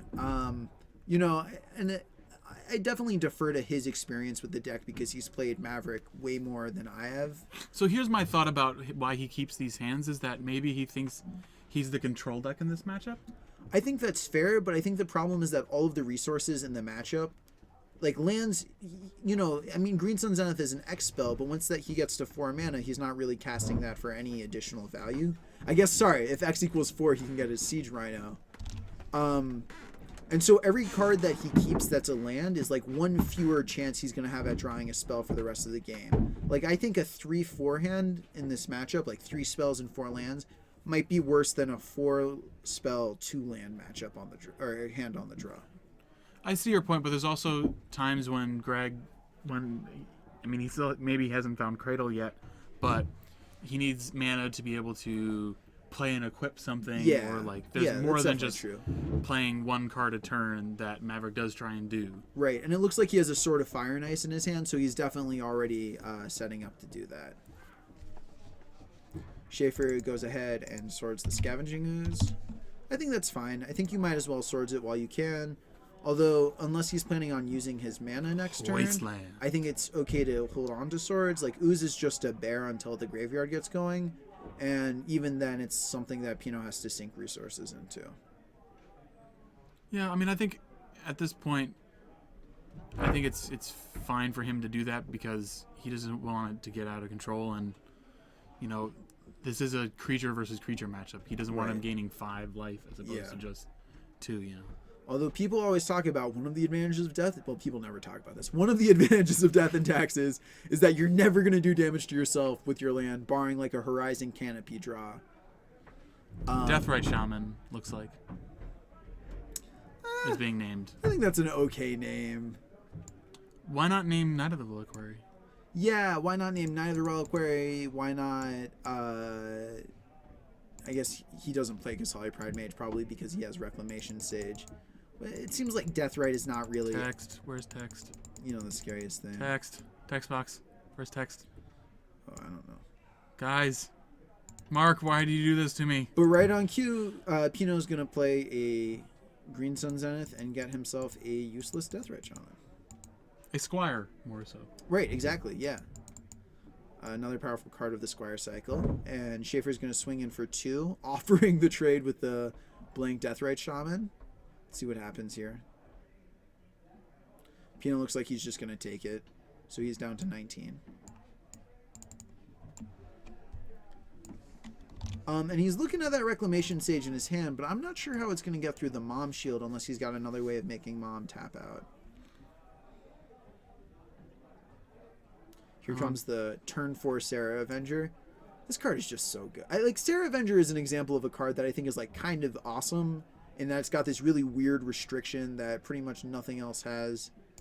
And it's just completely undercosted. It's an angel. Angels are cool, the fantasy flavor. Mm-hmm. I guess what I'm saying is I'm just really happy that it sees play somewhere. Yep. Yeah, I mean, that's one of the reasons why I like Legacy, where it's a format that sort of niche cards that are still good can find room to be a contender in. Right. Especially in these non-Treasure Cruise decks. And soon there will be no Treasure Cruise decks. Yep. So everything is going to be viable again. Especially Allurin. Allurin is always a good deck that people should be trying to play with. Absolutely. I'm a huge fan of Allurin. So he gained 5? Yeah, it looks like he gains 5 off of that Swords. All right. Yeah, I mean, you can't kill Allurin with Abrupt Decay. You can't kill Allurin with Abrupt Decay. And Allurin can beat Abrupt Decay just by getting Dreamstalker, because that doesn't target. Yeah. I think it's a good deck. Crimson Viper says they want to play with Survival of the Fittest in a deck. Everybody wants to play with Survival of the Fittest. It's a super fun card. Your deck turns into this really awesome combo deck gradual advantage. Deck, yeah, it's awesome. If you think playing with Birthing Pod is fun, just wait until you don't have to play creatures to get value out of it. Also, it makes Squee an insane card randomly. And Basking Root Walla. Yes, totally. So Schaefer swings in for 5, plays the turn, I think this is turn 6? Turn 5 Aether Vial? It's super good. It's still a super good card. Here comes Wasteland, but it's getting tapped for another Knight of the Reliquary. And again, Pino's kind of under the gun here from the Sarah Avenger. This is how he lost game 1. He just never drew a way to deal with it. And with an active Mom on Schaefer's side, he's going to need to have 2 removal spells to get through here. Mm-hmm. Or somehow connect with that Sword of Fire and Ice that's in his hand. And so he drew a Council's Judgment and something else. But it looks like he's aiming to cast the Council's Judgment. I like this. I like getting, what he's been doing all game. Just deal with the threats as they come out. If he hadn't drawn the Council's Judgment, this knight would have been able to maybe get a footing for Pino. And if I were Pino here, I would maybe consider blocking, because the Deathrite Shaman isn't going to do anything with the Mom in play. Or, sorry, with the Revoker in play, so you might as well try to get it where you can. And Greggy's not going to waste the Mom activation in order to protect. Right. I think he understands that he's winning this game with Sarah Avenger right now. Yep. And so we do see the sword still in his hand. So I mean, there is a line. I mean, Greg has enough life where he might be able to attach the sword to something, be able to equip it. Yeah. In order to be able to target the Sarah Avenger and force Mom to protect it from red and then sword it. I like that line. I think the idea of trying to get Mom tapped down is a good one. And even if he ends up trading with the Sarah Avenger with when the Reclamation Sage is equipped to it, it still gives him it still gets rid of the Sarah Avenger, which is what's going to kill him right now. Yep. So he's going to drop his own sword this turn. Yeah. And he drew something with a symbol on it. It looks like that's the Mirren Crusader. I think that was the watermark for Mirrodin. Space. Besieged. And if that's the case, this just blows up Pino's plan entirely, because this can just chump the Reclamation Sage on its own. He doesn't have to worry about anything getting out. Mm-hmm. It gets pro green and black. Yeah. Yep. There's the man taking off his shirt. Yeah. Greg is horrified by the old man nudity and is no longer able to attack with his. Yeah. And this is just a real insult to injury. He draws the Jite, but newly banned in standard, Siege Rhino makes an appearance, giving him another turn off his clock. So I think what Pino needs to draw really badly is another removal spell. He needs to draw the first one and target the Mother of Runes with it. Wow. Okay. All right. Here comes Wiltleaf Leech, pumping every creature on his team. Let's bring that up. We haven't been really using this lately. But Wiltleaf Leech. Yeah. This is an insanely expensive card. Sarah Avenger comes across now for 4, and this is a 1-turn clock he has on the board because next turn the Crusader can attack through everything, and the Avenger can take to the skies. So what Pino should do here is just like cry. There's really not a ton he can do.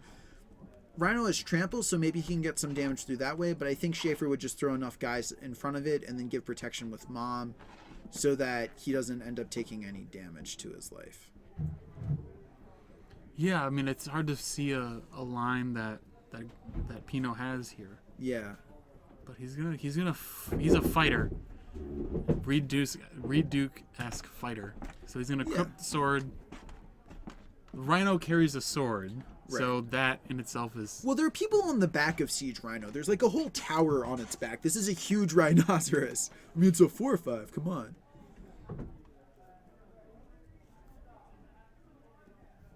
So, I'm not sure if blockers have been declared yet, but their Rhino's now a 6/7.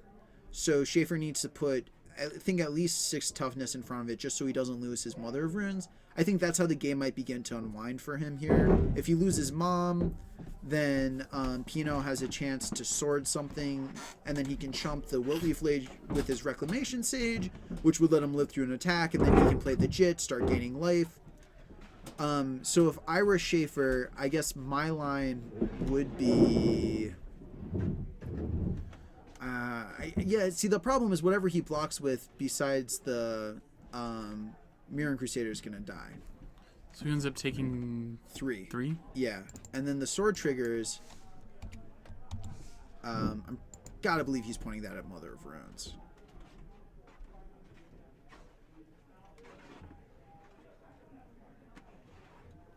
Yeah. So yeah, it's whenever you deal damage to the player. Right. And he just did.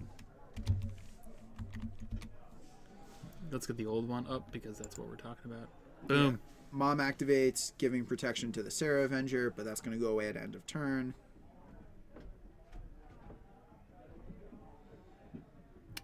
Which doesn't help him because then it's going to be Greg's turn. Yeah. Next. And he could even swords it now in response. If I think he's I think that's the goal. Yeah. Is that now you swords it.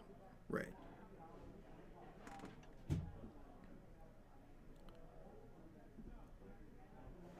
Right. So I think the sword should be pointing. Oh, so the thing is, he actually has to use the swords on the Mirren Crusader. Otherwise, he's gonna die. Oh, maybe not. If he doesn't, so if he swords the Mirren Crusader, then he can eat the 3 damage from Wiltleaf Leech. He's gonna kill the Wiltleaf 3 Leech. damage from the Sarah Avenger, and then chump the Wiltleaf Leech, or the 4 damage from the Sarah Avenger, and chump the Wiltleaf Leech.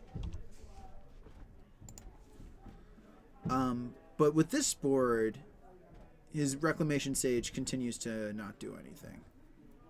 And he's not going to be able to activate that fetch land because he's going to get smacked down to 1 here, I'm pretty sure.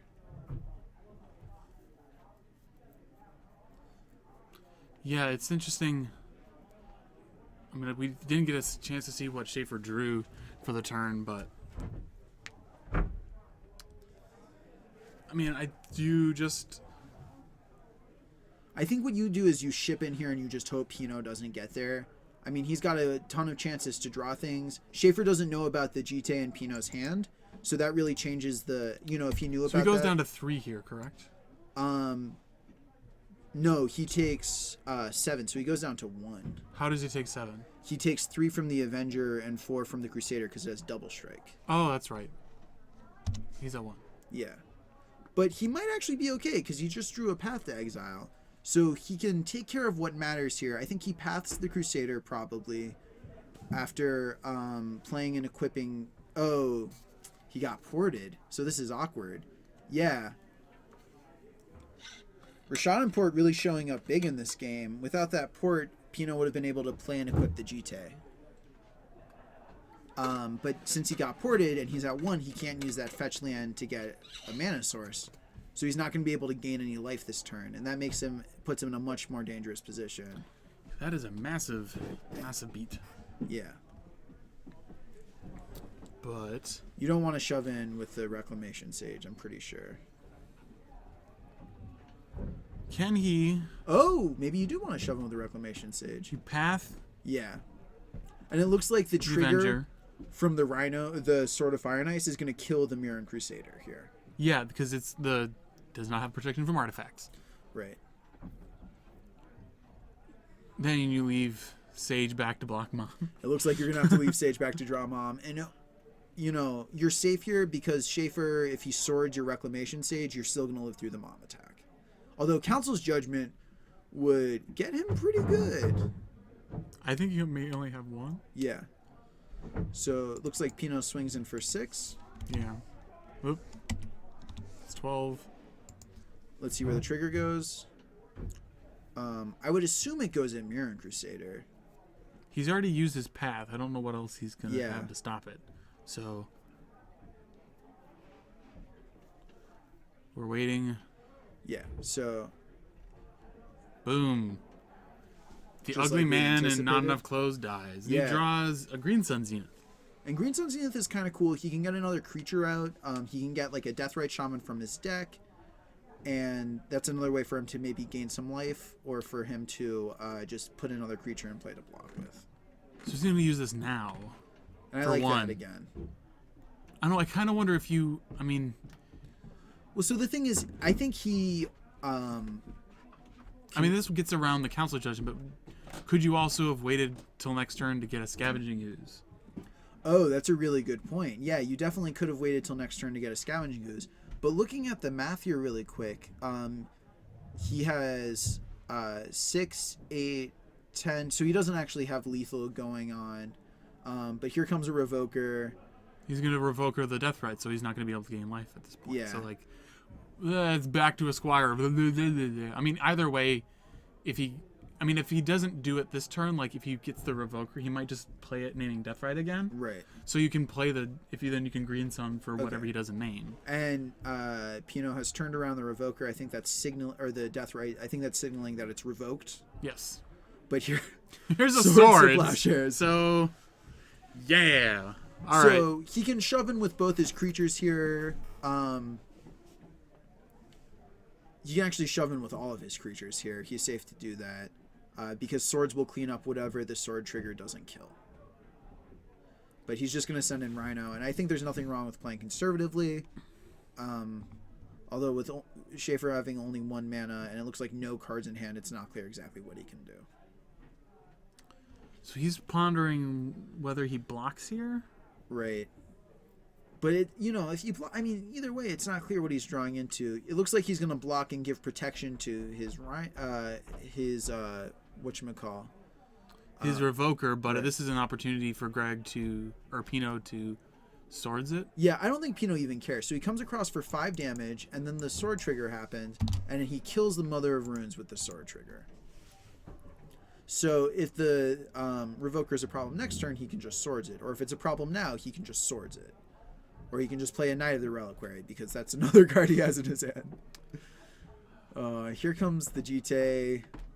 Too late to do anything. He plays it. That's the game, boys. Yeah. Woo!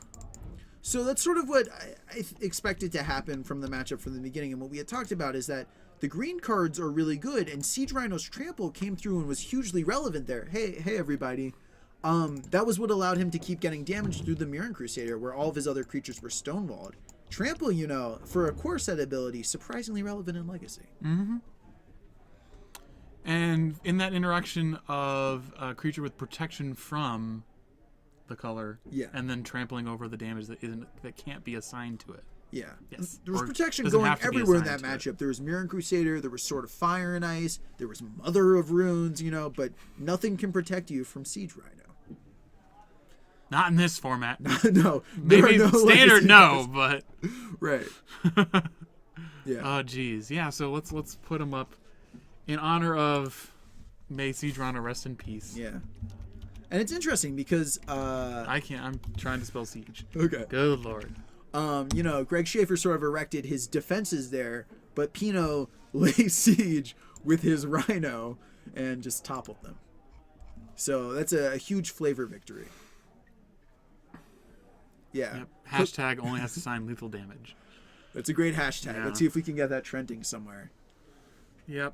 And so we only have 5 minutes left in the round. I highly doubt we can put something else on camera. Otherwise, we'd probably see Chuck and Mark wherever he's ran off to. Let's actually remove the something's happening.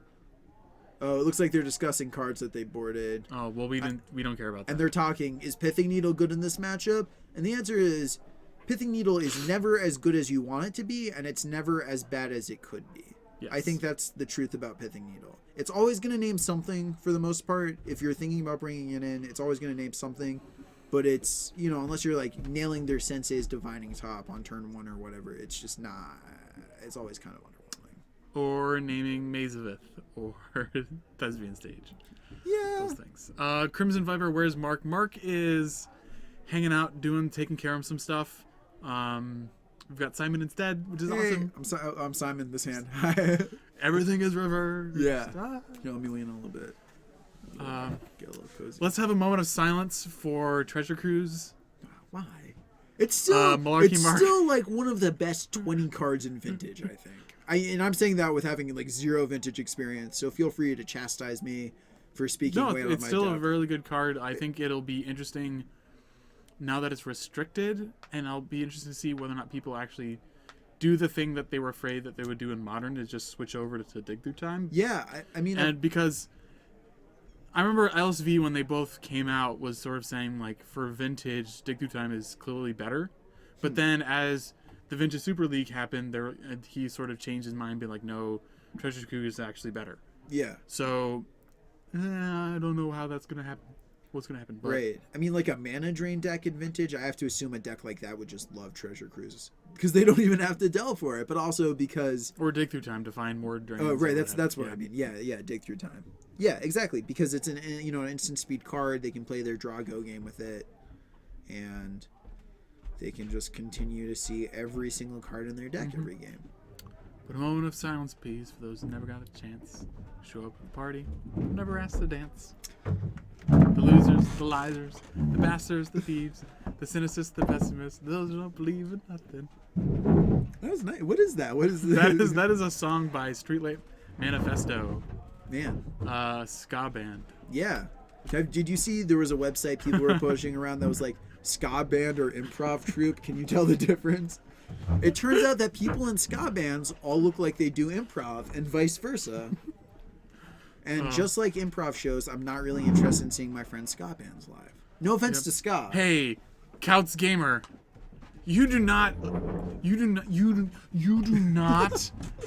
say that to people who are in mourning. Yeah. He's got rest in peace in his name for the Siege Run of Bandit Standard. Do not upset people who are mourning. I'm mourning. Someone's trying to make fun of Macy Drona, rest in peace, and we're not tolerating that. No, ban him. Ban him right now. Do it. Can we? No, we can't do that from there. No, I don't know how to ban people. All right, so I put Zinni and Peter because Okay. Reanimator, why not? And Zinni, I think he's on Charlist or something, Oh, so it'll be okay. interesting. All right, so let's go to Yeah. this. We got the Zinni's Watch. Someone needs to become Zinni's Watch in chat. Somebody do it. I was talking to Zinni Please. before this tournament, and he's really excited to play Nimble Mongoose again. So in case you were ever curious, like, what kind of guy is Tony Zinni? He is the kind of guy who is excited to play Nimble Mongoose. But Charles doesn't play Nimble Mongoose. It's true. So, wait, is he? Let's see. Let's check this thing. This listy thing. This thing. I think Peter's playing Reanimator. He's playing Bug Delver. It says here. So we'll put that here. Peter Kostopoulos? Constantinople. Peter Constantinople. All right. So you have Peter. Costopulos. No, there's got to be an O before it. Oh, no, there's no O before that U? My knowledge of Greek last names is just, like, way off. Oh, Tony's playing Bug Delver. Anthony, sorry. Recent PTQ winner, Anthony Zinni, headed to the Pro Tour. Congrats to him. I think he did it with Blue White Heroic. So, you know, what we were talking about earlier with Heliod's Pilgrim, that wasn't a joke. That card's the real deal. This is the name of the game. Yeah, Malarkey Mark, that is 100% true. We do love our black, blue, green decks in the Windy City. Nobody likes Sultai, though. Everybody likes Bug. Yep, absolutely. Even I, like, I'm like, as far as the color chunks, Yeah. I really like Esper and Bug. Interesting. I only own fetches and duels for Naya, so I've sort of just, you know, forced myself into the second tier of Legacy. That's not even like the third or fifth tier of Legacy. But I love me a good Bug deck. You know, yeah. I learned how to play Magic. I grew up in the DC area where they actually innovated the Team America deck. Dan Signorini, the Hatfield brothers, those guys. And they, I mean, you know, you haven't lived until you've seen somebody flip a Tombstalker off their Dark Confidant. That was the dream back in the day. Yep. Yeah, this is one of the neat things between Simon and I. Like, I'm also from the DC area. I didn't grow up much there. Oh, interesting. I'm like, I was born in... There are a lot of weird parallels here. Yes. We're both wearing green. Yep. We both have glasses. Do you have green eyes or are your eyes blue? I'm very much blue-eyed. Okay. I've got like that green, brown, whatever. This is not that. Yes, Cook the Fourth. I remember we had this conversation about DC. Where in DC, like, are you like city DC? Are you in like Virginia? Are you in Maryland? DMC or DMV, Cook the Fourth. DSC or DMV. Because, like, honestly, like, I was born in D.C. and lived there until I was, like, 8, but then, So we're starting the round. Boom. Done. Okay.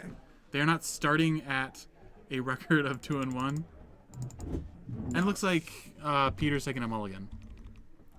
So, looking at Zinni's hand, it looks like he's got Force of Will plus blue card, so he's not going to lose the game on turn 1, most likely. And it looks like he's got Deathrite and some land. But a turn 1 Deathrite is a pretty darn good card in the Reanimator matchup. Yes, that card is insane. Just want to let everybody know, in case you hadn't realized, cards that are able to selectively remove things from a graveyard are actually good against decks that strategically want to put those cards in a graveyard. Right, and also being on... Well, I don't know if he's on the play.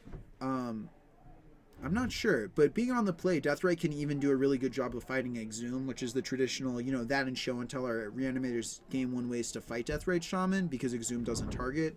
But a Deathrite on the play can just really aggressively eat things. So Cook the Fourth saying that he was born in this city, but since moved to the burbs on the Maryland. Yeah, Cook the Fourth, same with me. I have 2 older siblings. My parents were not down to play for 36 years of private school, and DC had, at the time, the worst public schools in the country. So they moved 3 miles to the best public schools in the country. It was a smart call by them, I think. Yes. Except my family, instead of moving from D.C. to somewhere in Maryland, we moved to Michigan. Oh, okay. That's also a good school system, I must say. A little further. Yes. A little further away. A little further away. Yeah. Much, much colder.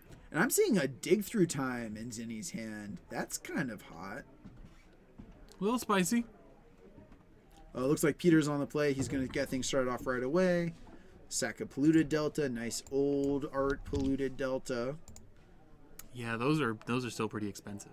Yeah, well, it's because the new one looks like one of like those weird like cards from New Phyrexia, the Shapeshifter, whatever it was, like Phyrexian Shapeshifter. That's a completely different card, but. And we're gonna study books carefully. Yeah. Dig our nose into the pages of a nice old, wonderfully smelling old book. Yeah. That's like a great like literal art card right there where it's just a guy looking at a book. Lotus Petal. Is he going to go for it? He's totally going for it, but he doesn't have the backup card for Force of Will. And Zinni has a Brainstorm here, but he's instead tossing aside what looks like a Shardless Agent. So he's actually playing Shardless Bug, I guess. And not Bug Delver. Well, they were... Whoever wrote this... Chuck!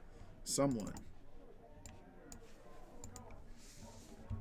I think Charlotte's Bug people are talking about as one of the real winners of the Treasure Cruise ban, because now you get to go back to being the deck that draws the most cards in the format. Yeah, you get to be Value Town. Oh, and Also, Peter has put some candy on the table. It's been swiftly grabbed away. Oh, but he's got his candy back. Okay, good. And here comes Deathrite, here to ruin everybody's day. Although shields are down, I think. So this Thoughtseize is going to be able to strip something. But yeah, if Peter had drawn an Exhume there, or even another Reanimate, he would have been able to get that Gristlebrand into play. He did not, though. It looks like he drew the Thoughtseize. And he discards the Tarmogoyf. So give himself some more time, try to win in the late game. Although, if I were Tony here, I would just, right then, I would have probably eaten the Gristlebrand. I guess there's no problem with waiting, though. No. Does not seem so. I mean, he's just going to leave mana open to do so. Yeah. And we do see an Exhume drawn. Right, but this is sort of an awkward spot for Peter, because Exhume is just a bad card at this point in the game. And he's shuffling away all his permission because he has to really push the combo. But in response to him fetching, it looks like Gristlebrand's going to get eaten, so Tony goes up to 21. Peter goes to Frowntown as he gets this really nice looking Underground Sea that he can't do much of anything with. Mm-hmm. And so Peter is really going to be in a rough spot. Basically now shuffling away all of his ways to interact with Zinni. Right. And being left with a land and the Exhume in hand. Yeah, and he sort of put himself in a situation with the Careful Study, and I'm not saying it was wrong of him to play it, but he was really in a scenario there where he kind of had to go for it, because he didn't have any permission, and he had the ability to play the turn 1 Reanimate on Gristlebrand, and it's just that Tony happened to have the force of will to interact there. So we see the techie second creeping Tar Pit out of Tony's deck. I like running a second one for him. It's a good card. You don't want to play too many lands that come into play tap, but Deathrite definitely mitigates that with your mana development. Yep, absolutely. So, going to play a second Deathrite, signed, of course, and we're going to suspend Ancestral Vision. And now Zinni's just sort of saying, like, if you don't do something soon, which I'm going to try and prevent you from doing, I'm going to smother you in card advantage. Yeah, we see Brainstorm for Peter. Looks like he drew into a whole lot of air in a Daze, so his hand is now a Daze Exhume, and he is still like 16 cards away from doing anything. Because now he has to fight through 2 Deathrites, although only 1 green source, so really only 1 activation. But 2 Deathrites is a really fast clock. That's 4 turns now for Tony of just double activating. But I don't know if you don't just... Since he only has 1 source, if you don't just swing in with 1 there, just get in. Just get in there. I think it's okay leaving both Deathrites back, just because you want to be using, like, the one that you don't eat a creature with, you can just drain him with, and that does more damage than swinging in. That's true. 1. That's true. And if he does nothing, he can just double drain. That's right, true. Exactly. Never mind.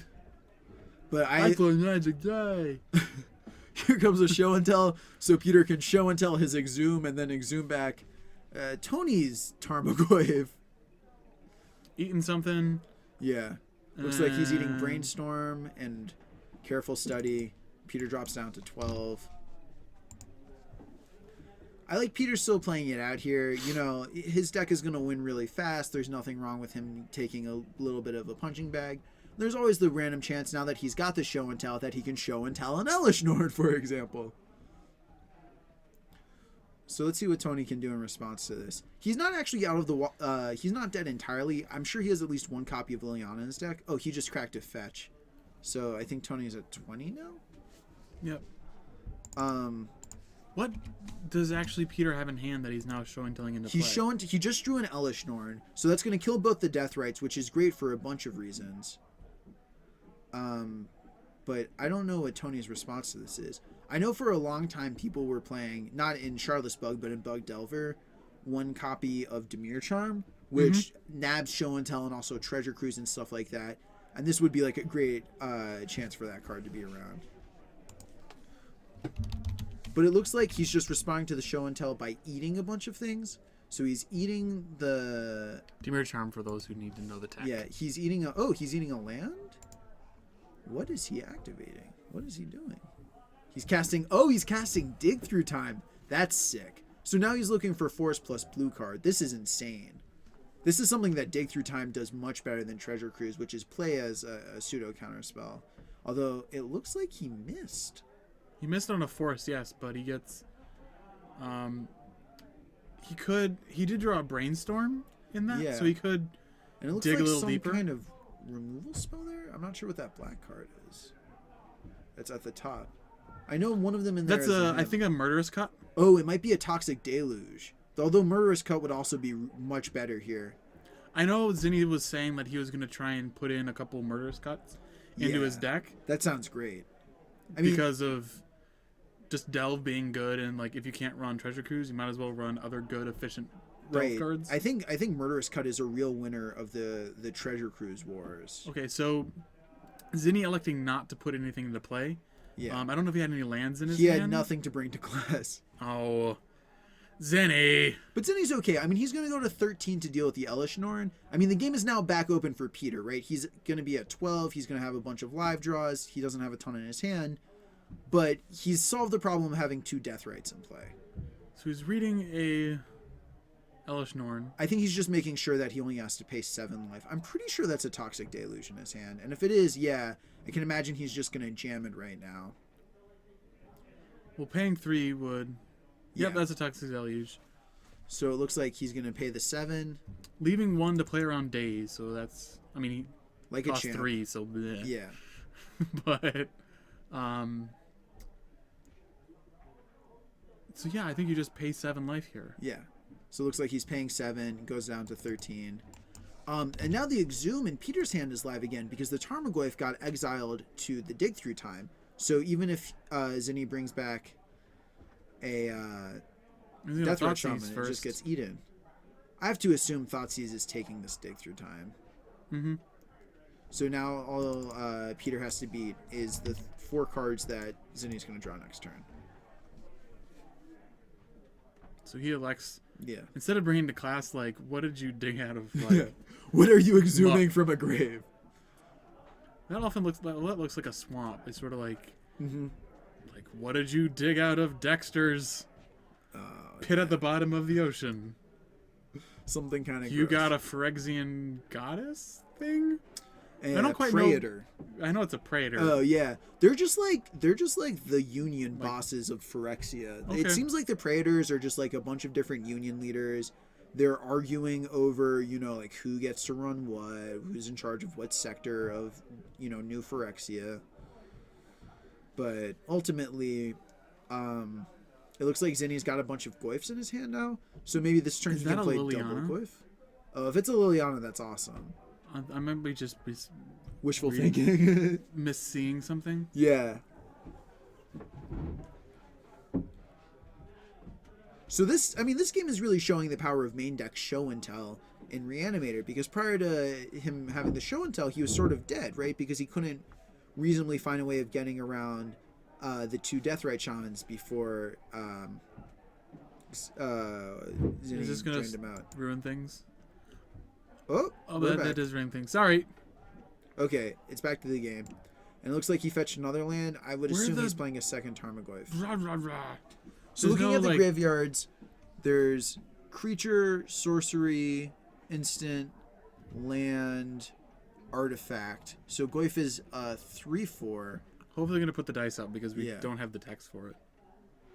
So it's a 5/6, but it gets -2/-2, making it a 3/4. With 2 of them, he definitely could have.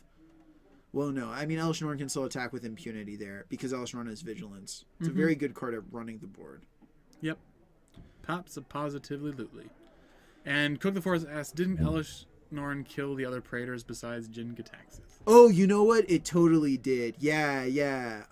She's a vicious little Praetor.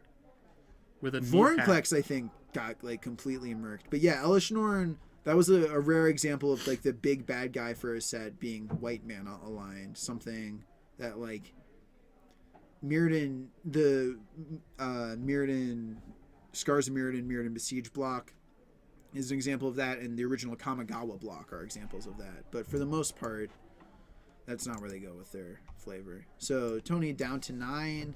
He's scrambling for an answer here. I'm not sure what he can find, honestly.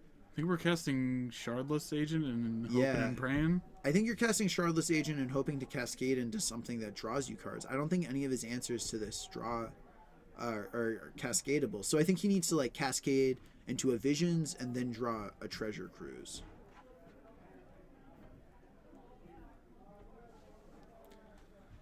So we're cascading. Yeah.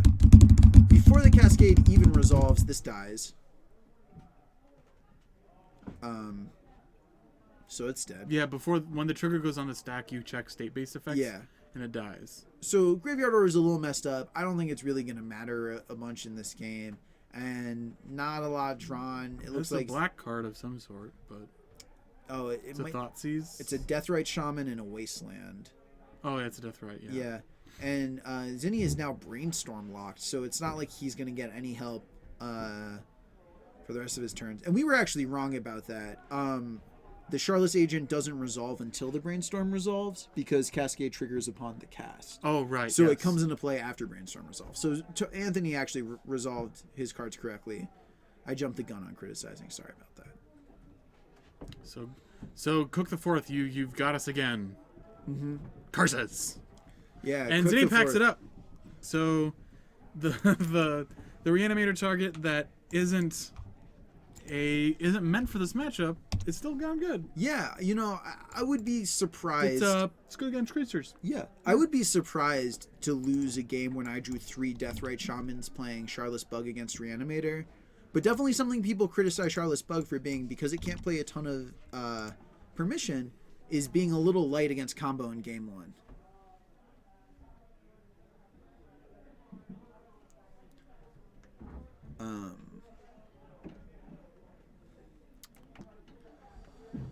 So Mark is talking in chat about something about Death and Taxis' matchup against Omnitell. You have a Thali in play and you play Boseiju in response to release the ants you cast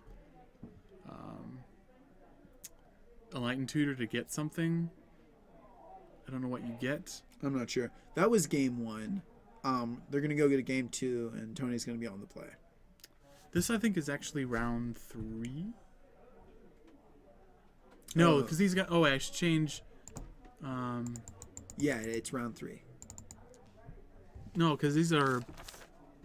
These are the new ones. Okay, so this is... Peter got the pair down. Tony is 1-1. Peter is 2-0. Not 10. Yes, so sideboards.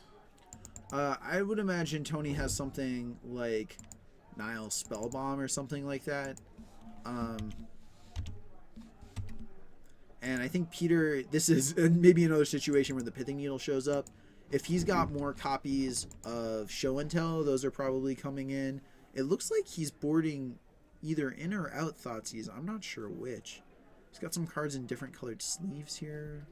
Maybe those are tokens. Maybe he's got... He just has a box full of cards. Yeah, I'm not sure exactly where things are going with Peter's deck. I would imagine Massacre stays in the board just because there are no planes to turn it on. Mm-hmm. That would be kind of a rough card, and getting to 4 mana. Yeah. Not the easiest thing to do, but it does happen. So what was...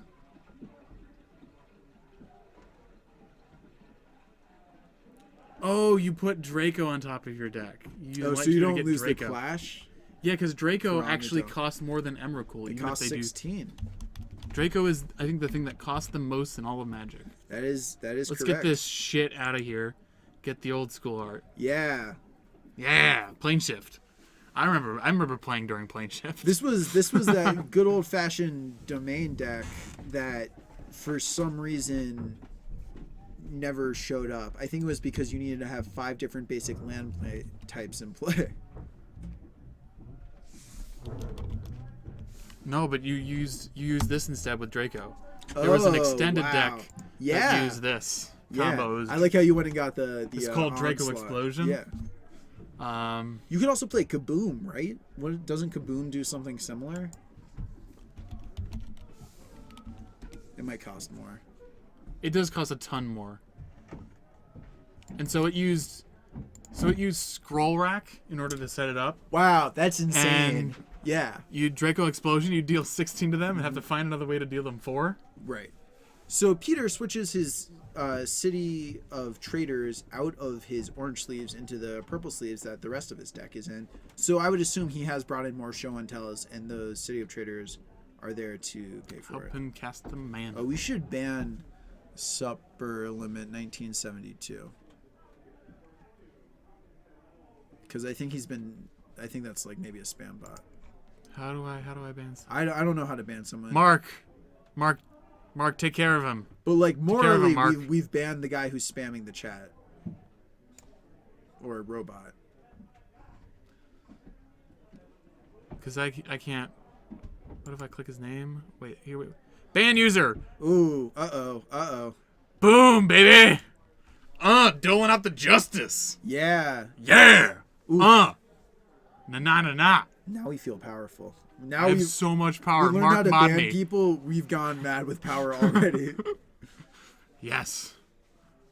Yeah, by the way, like when you on days that I'm not actually playing and you see me in the chat, I'm Lonely Sandbar in the chat. Good to know. Good to I know. am Waramac when I'm in the chat. Yes. So if you've ever seen somebody making really bad late comments or jokes, that's just like when I commentate. Just all the way all the time. So Peter leading things off with a pedal. And a fetch. yeah. I like this line, by the way, from Peter of fetching Underground Seas. I mean, in this game he can suspect that Tony doesn't have a ton of Wastelands or anything like that. But I think Reanimator is such an aggressive deck that you really want to be just making sure you hit all of the right mana.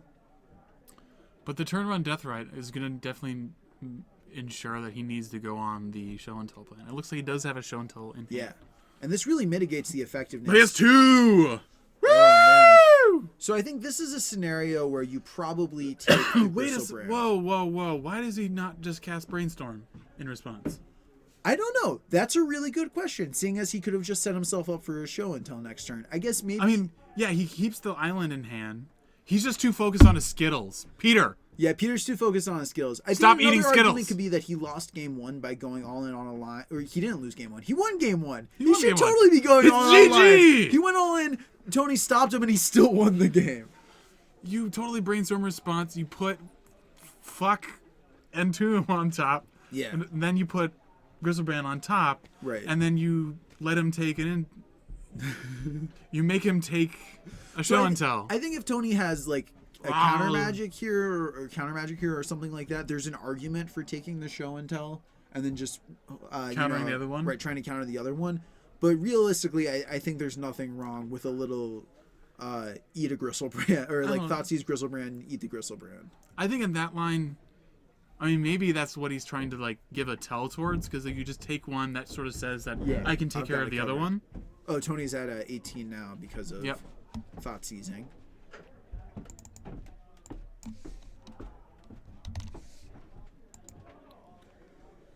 Wet Paper says they played Zenny last round with Reanimator. Whoa.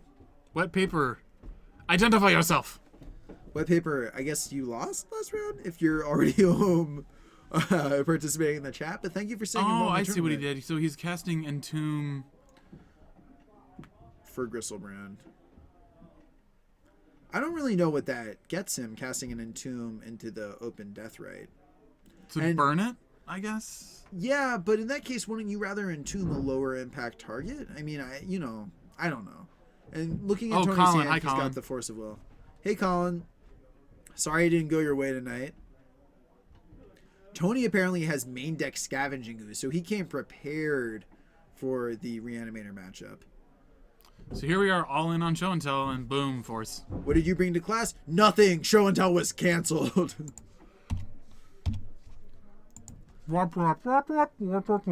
So this is, again, like last game, Tony stopped the initial attempts to get a huge fatty into play by Peter, but now he doesn't have a good pressure. You know, this is like a 10-turn clock, assuming he eats Oh, he every drew turn. a show and tell. Okay, if he needs a... If he found a city of traders, that'd be Oh, he does! He finds the Holy Oh shit! my god. Oh, jeez. Oh my god! Jeez. Oh, man. Girlish screams from Peter's lucky... This is my least favorite thing. When people draw the 3 cards and then put the Brainstorm in the graveyard and then put the 2 cards back from Yeah, you Brainstorm. haven't resolved it. You haven't resolved the Brainstorm yet. Oh, jeez. But it doesn't matter because you're going to show and tell again. Tony's Class. like, screw this guy. Show and This- tell's back on the menu, boys. This luck sack, I hate him. But whatever. Peter's really playing to his outs here of just drawing 3 show and tells. Yeah. I'm not trying to berate Peter for bad play or anything like that. You know, I might not have cast the Entomb when he cast the Entomb, but I definitely think the Brainstorm there is correct when you draw the show and tell. I like the Show of Valor. It's the Show only and other tell. card with show in the name. Fun Yeah. facts. For all you mental magic fans out there. It's good to know. Yeah. Unfortunately, like, how sweet it would be if this had, like, current wording and you could put Jace into play and be like, Oh, yeah. Well, one cool thing... Oh my god. Sideboard containment freeze? What is this nonsense? I have a scrub land somewhere in my deck. Yeah. Containment freeze, let's bring it up. That's gonna... He needs to put a land into play if he has it, or he chooses not to. Right. It's a May. So he's gonna can resolve it and choose May. This is crazy. So he's just saying, look, I'm not going to put anything into play. I have nothing to bring to Oh class. I'm failing show and tell. He just... Lol, Rafflecopter, blah, blah, blah, blah. Wow, this is wild. So if Mark was here, he'd go... yeah, that's a pretty accurate Mark sound. Get wrecked, boys. That's ridiculous. So he's gonna beat for 2 also. Yeah. It deals damage. It slices and dices. But sorry, going back to what we were talking about, Eureka, a card similar to Show and Tell, but costs 2 colorless, green. It's kind of like Hypergenesis. That can put Planeswalkers into play. And a while ago, I was playing in a Winamax with Dredge, and my opponent cast Eureka and put into play Nicol Bolas Planeswalker, and I did not win that game. Someone just decided to play Legends deck Yeah, and got there. it's crazy. But so here we go. Even if Peter show and tells and draws his 3rd show and tell, brainstorms into the City of Traders to go off again. Oh, okay. So Tony quick point. Like, I don't know if this is actually true. Like, he has to actually cast it in response. Right, exactly, because otherwise the 2 cards would come into play at the same time, And it wouldn't Containment trigger. Priest won't Yep. stop it. It's just like with oh man, like not Gilded Drake. That triggers when it comes into play. Yeah, same with like Oblivion Ring. Like, you can Right, put right. that into play with. So that's why Show all and of Tell. those cards work against shown and told stuff. But for example, you can't like show and tell an aura onto a creature that's already that comes into play when it does. I think that might be wrong too. So we're gonna see how big this Goyf is, and it is a 4/5 because there is instant sorcery artifact land. So he swings for what's now looks like close to, oh no, it's a 3-turn clock still.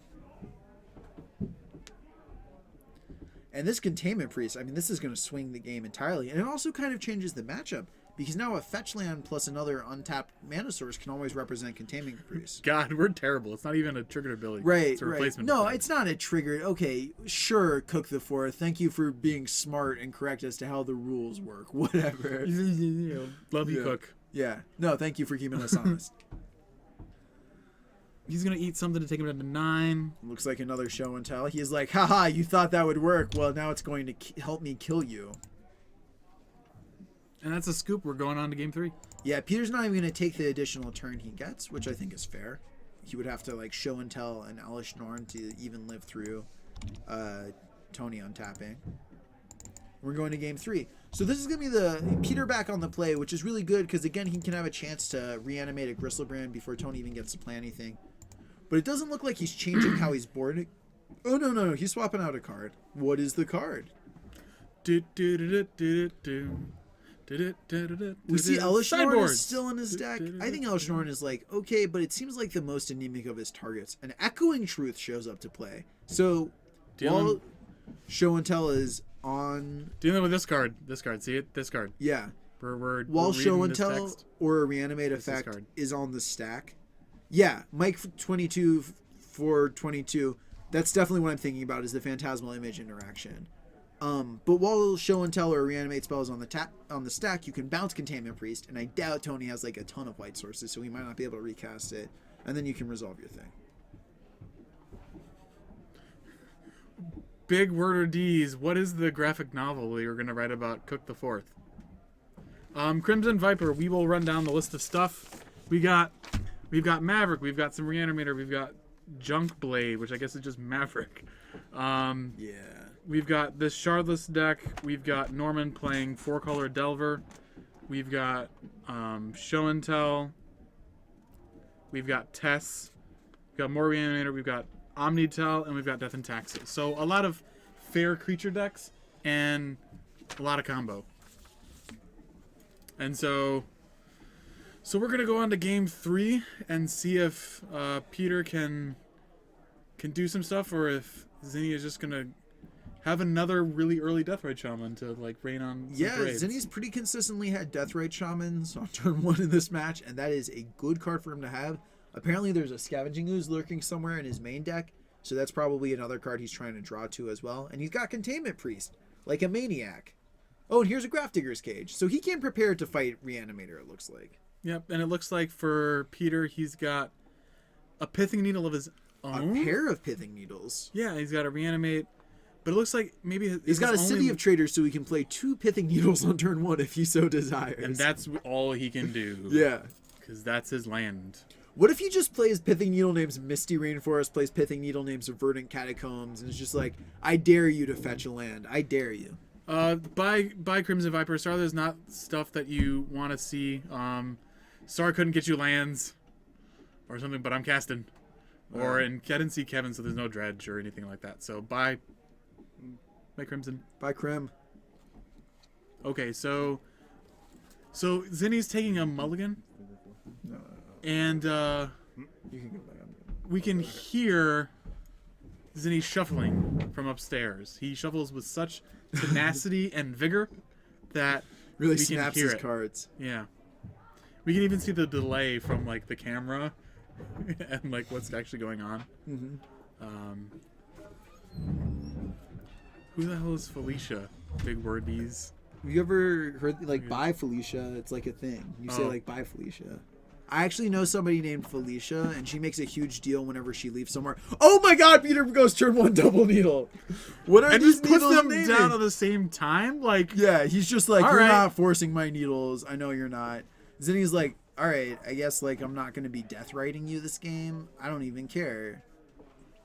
I mean, hopefully Mark is going to find out what these name. Look at this. Grafdigger's Cage doesn't care about Pithing Needle.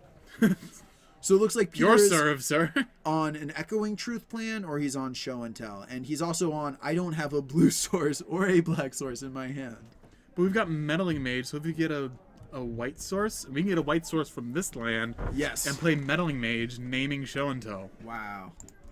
So this is just a game where we're just taking blows back and forth and see who's going to come out on top. In the game of sideboard cards, I think Meddling Mage and Grafdigger's Cage are just like way better than Pithing Needle.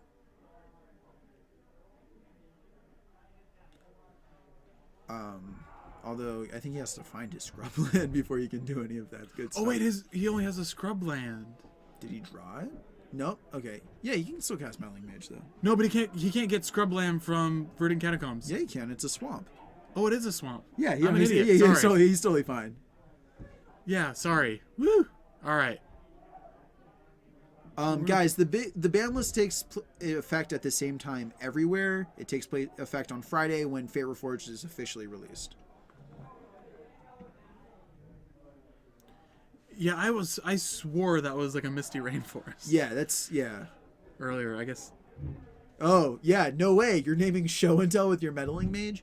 And to be fair, I've definitely seen the white splash before in Charlotte's Bug, specifically for Meddling Mage, you know, as a really great anti-combo card that doesn't interact negatively with Charlotte's Agent. I just had never seen Containment Priest, but it makes perfect sense if you're already playing white. And Zinni being a gentleman and a scholar and playing with the actual invitational card rather than some bitch who's whoa. like throwing alright. gobbles of Liquid Hawk magma around her. But to be fair, first of all, they already made a Judge promo, Meddling Mage, that wasn't really Pakula. And also, like this lady. Like, what the hell? I don't know. I think Not that's Pakula. like sweet art. I understand that it's not Pakula, but it is sweet art. Yeah, I mean, when a person makes and develops the card and the art is supposed to convey their likeness, I dislike when they do that. Like the new Solemn Simulacrum, I would have been fine if they just I know, like, the art style would be sort of anachronistic. With the rest of the set, but it's sort of like Sad Robot is supposed to be a picture of Jens Thorin just being like, Right. And, you know, I mean, I don't know about Meddling Mage. I know most of the invitational cards, they weren't actually close to what the players submitted. Like, Bob Marr submitted something that gave somebody, like, 9 poison counters. I think it was called Asp's Grasp or something. But I know that Jens Thorin really did submit, like, a 2/2 that got a land out of your deck and, like, all that junk. Yep, because that's the kind of man he is. Yeah. So, it looks like Deathrite and Meddling Mage come in for another 3. Because we have a squire on the board. Yeah, they might have done that last turn. Right, and here's the thing, you know, Needle shuts him down, whatever. He's just gonna go on offense. Yes, Bob is greater than Skrillex, yep. As as far as the new Dark Confidant art. It looks like Peter just drew a card and passed the turn back. Tony's casting a Charlotte's Agent, seeing what he can hit here. Hits another Squire.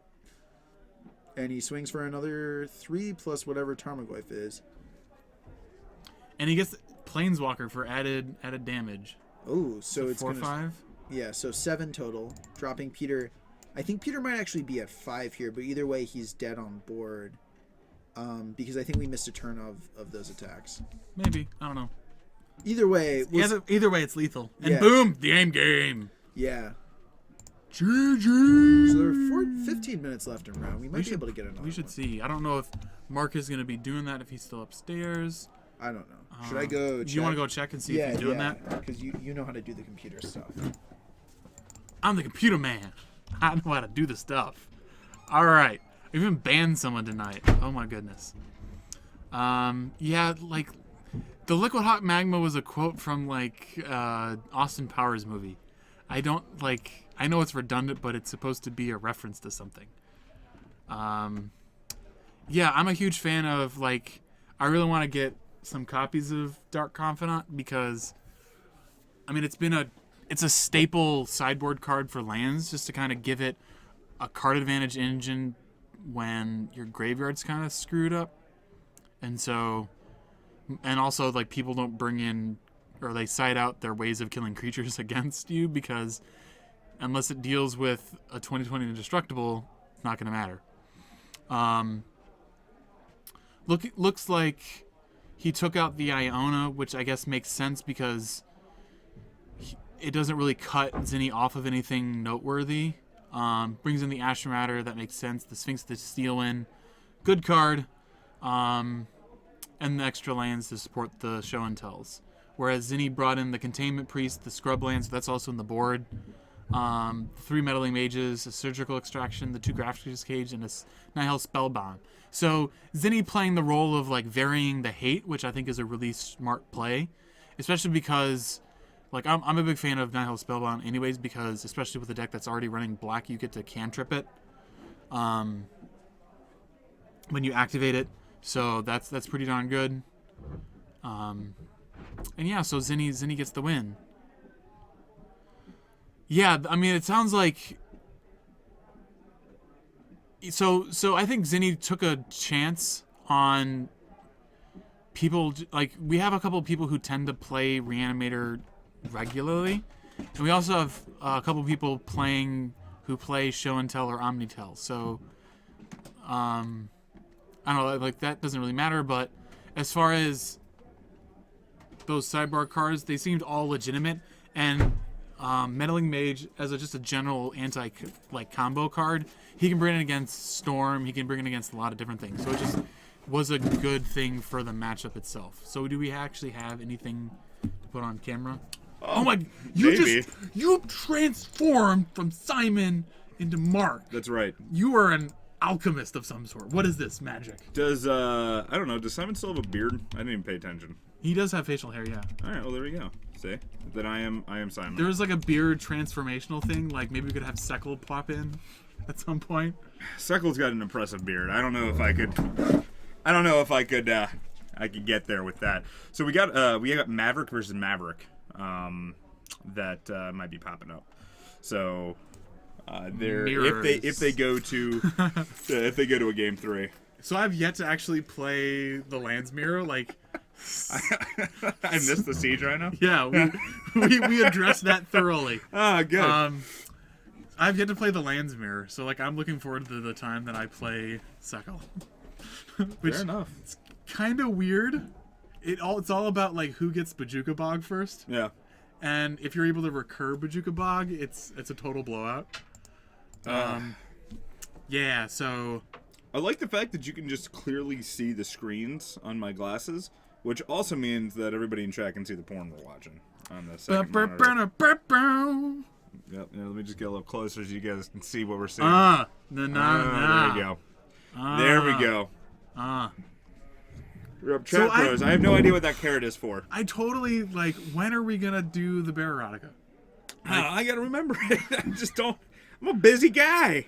All right. You put it in the suitcase, and it doesn't leave. I think until it's the ready. suitcase doesn't make it up to the house anymore. The suitcase just sits in the car. So all the things get frozen. I mean, it's electronics. They like the that's cold. fine. Yeah. They like the cold. I don't know. And then nice Asian. That's Colin, by the way. We realized that. Okay. We had him identify himself. We called him out in chat. Yeah, And, I figured that out. You should get RAP t-shirts for young CG. I like it. A picture of his last birthday in the club on the back. I like it. That is awesome for the day that Siege Rana was banned in Standard. Yep. It's a dark. There is no joy in Mudville, folks. There's no joy in Mudville. Wait, Mudville? Yeah. Mighty Casey struck out. You never saw that. But It was an old cartoon. Why is Siege Rhino living in Mudville? It's a saying. I don't believe so. There's also a Death Cab song called No Joy in Mudville. I think so. Wet Paper, how did I know you were calling? Because you said, I played Zinni last round with Reanimator in chat. And we can see, we have these papers that have... And I was in there. Focus. Or is it focus? There People, you go. names, people, things. Oh, names yeah, and things. that too.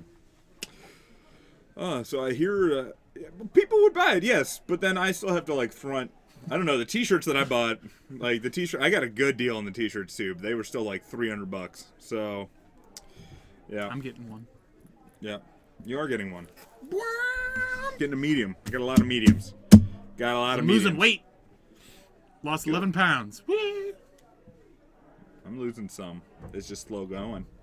I've lost 11 pounds as well, but it's far less impressive for me.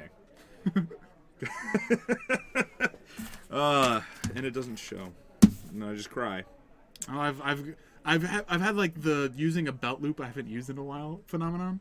I just gotta go out to the hood for some t-shirts. I don't know. I don't like buying shirts out of someone's trunk. And I'm pretty sure that they don't do custom ones because I've tried. You can get yours real cheap. MLK on any street named MLK. All right. So there was actually funny story. There was a guy in my fraternity that actually had a t-shirt making company, like out of his like parents' house. He'd been doing it since he was in high school. Yeah. And so we had like all the shirts we made for a fraternity for like different events and random stuff, like our jungle party and all that stuff. We had free shirts. Done. It was awesome. Done. I mean, like, it wasn't free. Like, we gave him money out of like the treasurer gave him money to do stuff. But Sip getting cool. Thank you for the follow. Yes, thank you very much. And then t-shirt giveaway. We'll see what happens. Maybe I already had it planned and now people are wanting it. Now I can't do it. You ever think of that? That's right. I don't give people what they want. I do what I want. And then, which half the time is what the people want. Yeah. Because I like this present that's just here. Should we open it? I'm all for it. We can just like wrap it. We can put it in these like these little things. It's boxes. That's horribly suggestive. I'm putting it back. What's suggestive about this? I don't understand what's suggestive. We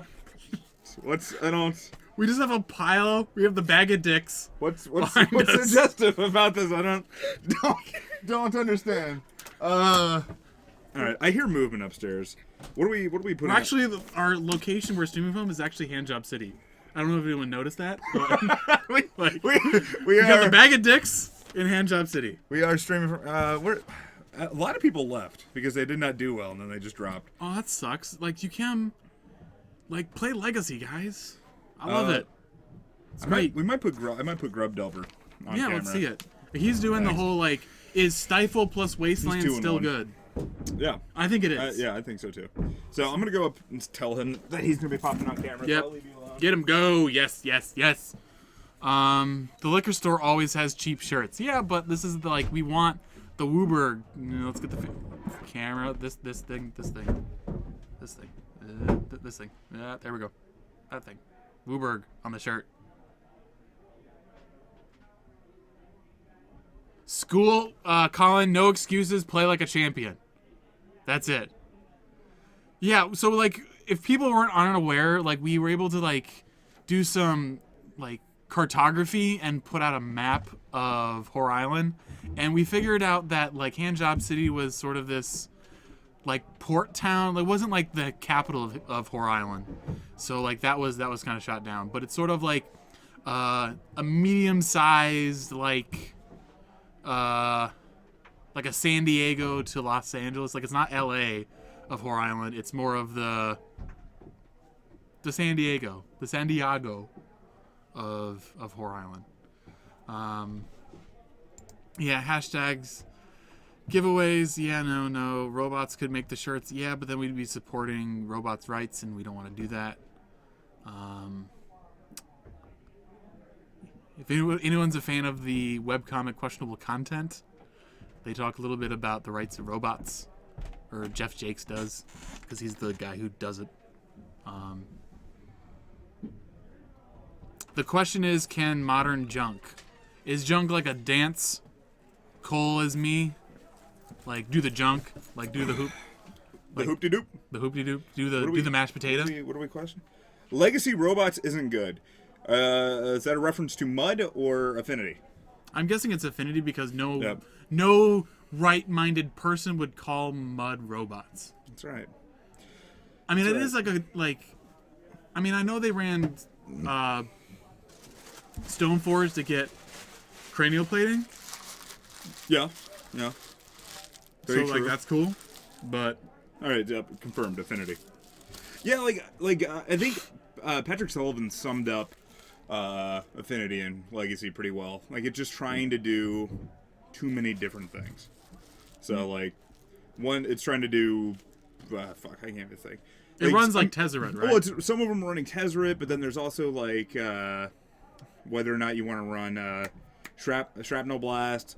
So whether you want to be super aggressive or whether you want to, or you're going up. So to... let's. So Colesme is saying, can modern junk attempt to be good in Legacy? Sort of. So you can either do something like Maverick and run black, so you're in the junk colors, but you're in Maverick, which is your historically your green-white Stoneforge deck that runs Deathbright, runs Siege Rhino, which was what we saw earlier of Greg Pino do.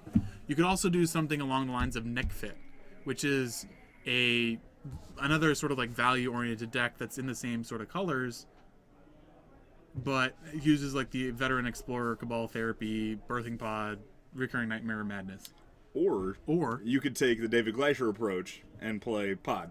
That's what I just said. Did you? Yeah. I don't listen. That's right. It's the blah blah blah blah blah blah blah. But I said Pod. Did you? Yes. I didn't hear Pod. It is the lone last surviving deck that you can play Pod in. David Gleicher has been playing it for a while. So yeah, so that's Nick Fit is sort of the Pod deck in Like you can also Well, run Nick without Fit's it. different than Pod though.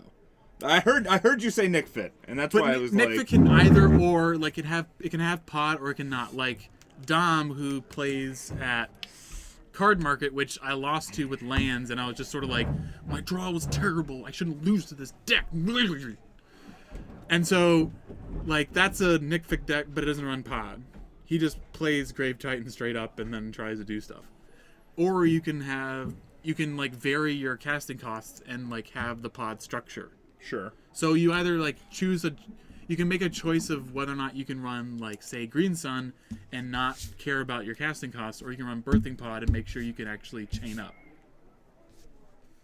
Yes. R.I.P. Bot. Yeah. Red Pod, by the way. Yeah. Oh, I'm so excited about that. Yes! Modern is gonna go. I can play like Life on the Low maybe in Modern. Well, I'm gonna I try that. think there's just gonna be a lot of Twin and there's gonna be a lot of Scape Shift, at least initially until people and start Red getting. Green Tron. Like holy shit. Like that's I hope not. that. I'm gonna have to go more Pithing Needles main board. So- I think. I don't know. So Cedric Phillips posted on Twitter this picture of like Karn in the Grove of the Burn Wolves, and it said like liberated. Well, Punishing Fire is banned in Modern, right? Yeah, but they run Grove because it's a green-white dual land. Green-white do? Or green-red dual land. Oh. I It's a listened green- to that time. Fuck you. Oh, I listened. Listening once does not make up for the times you don't listen. No, I think it does. It nullifies your hypothesis of me never listening and hearing the wop wop. Marriage wop, counseling, wop. these two. Marriage counseling? He doesn't listen to me! No. Yeah, I know. Yeah, I don't. No, I just. Meh, hear- meh, meh, meh. Meh, meh, meh. I'm married already, so I'm got plenty of experience of just. Wah, wah, wah. See, I know Yeah, so- Rachel's at a bar with her friends, so I know that she's not watching. Or not, I guess she's at a tiki bar? Yeah. Archives. So I know that she's not watching, so I can say that safely. Yes. Otherwise, I would get in trouble. Yeah, so I think Red Green Tron is going to be really good. I mean it's a tier 1 deck anyways, and I mean what I think is interesting is that Twin and other decks that run red, I don't see why not you just don't run like some Sowing Salts in the sideboard, because Sowing Salts are like maybe Slaughter Games if you can also get black. Like you can totally stop Scape Shift, and you also stop Tron, like 2 of the 2 tier 1 decks, easily with those. And we have like Did the round just start? we have like the sound of like people hurting cats upstairs. Simon, did the start? Yeah. Yep. Okay. So we're gonna get Kyle Norman. I didn't know where he's sitting, but I don't know where he's sitting. You playing Nathan back on? That's what he's seeing at the moment. That's fine. Yeah. Oh, it's Kyle versus Nathan, Kyle yeah. versus Nathan. That's so it's that's Tess fine. versus Okay, Grub okay. or Berg. Berg. Oh, this will be interesting. Yeah. I like Grub. Grub is always fun. All right, so it looks With like the Nathan's gonna- hoofing man tooth thing, man bear pig. helping mandrels. Yeah. Yes. All right, so this guy is Man bear pig. Storm. Oh geez, like Couts. Yeah, that is not very good. Yeah. What? What are you? He's just mumbling doing about? like the Seth Rogen thing again. Like hashtag not important. What? Is that Seth Rogen? I love Seth Rogen. Use dude. He's even gotten high at Seth Rogen. I am in fact Seth. I'm just gonna say fuck it. I am Seth Rogen, and you could say that Rachel is on a tropical island. All right. Yes, I like it. big word D's, little D's. Kyle, who is sitting on our right, is playing Hooting Mandrills in his Grub deck as a proxy for the 4/5 Delve black guy. That's racist. This is Martin Luther King Day. He is a black creature. Zombie dude. Wait, who? Oh. Zazger? Yeah, Golden Fang. Yeah, Golden Fang guy.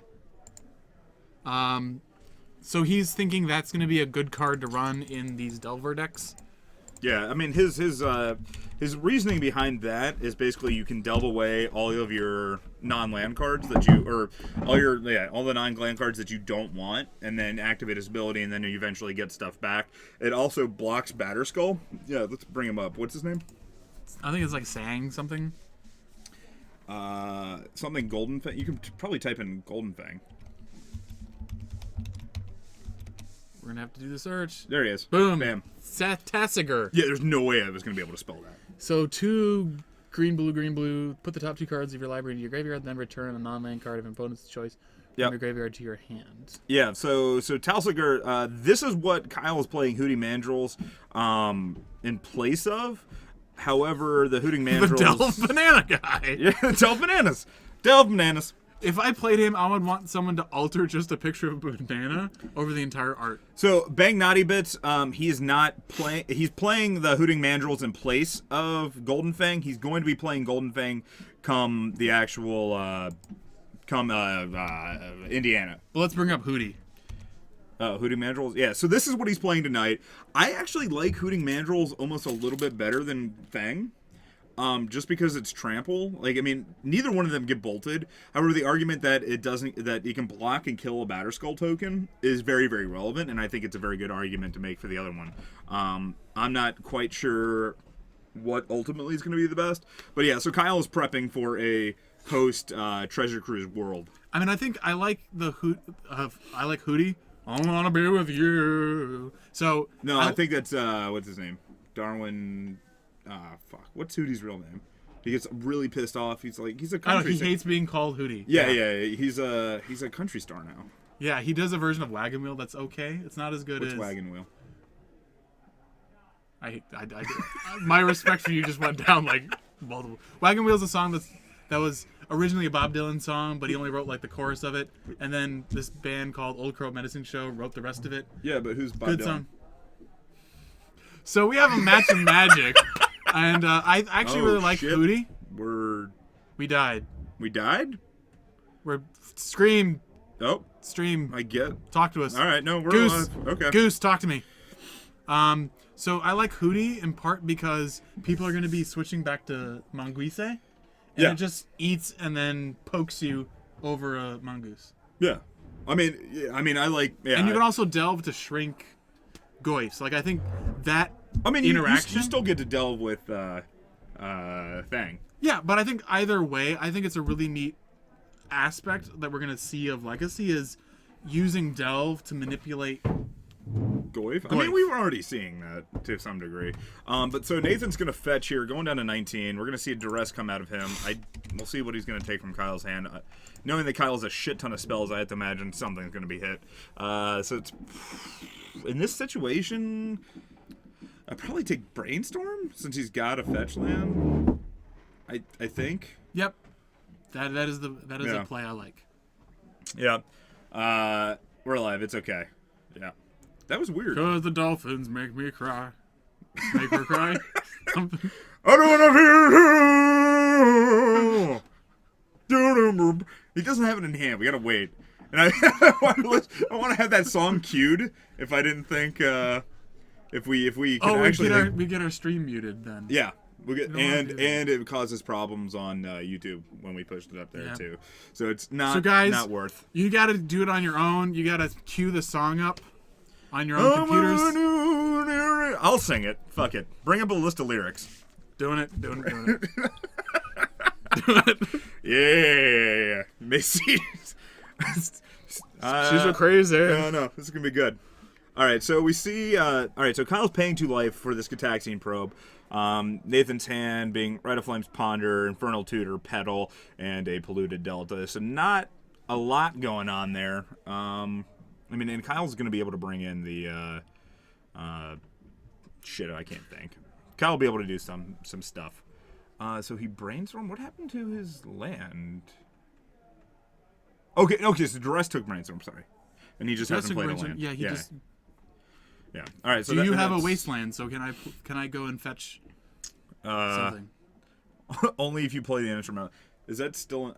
I don't know. Can you play like a karaoke version? I don't know. It's just like because like if you All I know is that you and Yeah. me we come from different worlds. You like to laugh at me. You and me, we come from different worlds. You like to laugh at me when I look at other girls. Sometimes you're crazy, and you wonder why. I'm such a baby because the dolphins make me cry. Well, there's nothing I can do. I wanna be with you. Do do boom boom. All right, I like it. All right, so we're gonna ponder, and we're gonna shuffle. All right, Kyle's down to 17. From fetching that the foily Scald and Tarn. God, I hope that was good. Chad better not. Chad's got to be dead. They would have said something. Chat, talk to me, Goose. Or they were just knocked over by the beauty of what just happened. We've put them into an angelic stupor. I think. I honestly, I think that's probably much more reasonable. We're sirens in the night. Yeah. Coaxing the sailors to crash into the rocks, and they just crash into the rocks, baby. Yes, yeah, that's what I'm thinking. That's what I'm thinking. All right, so ponder from Nathan. I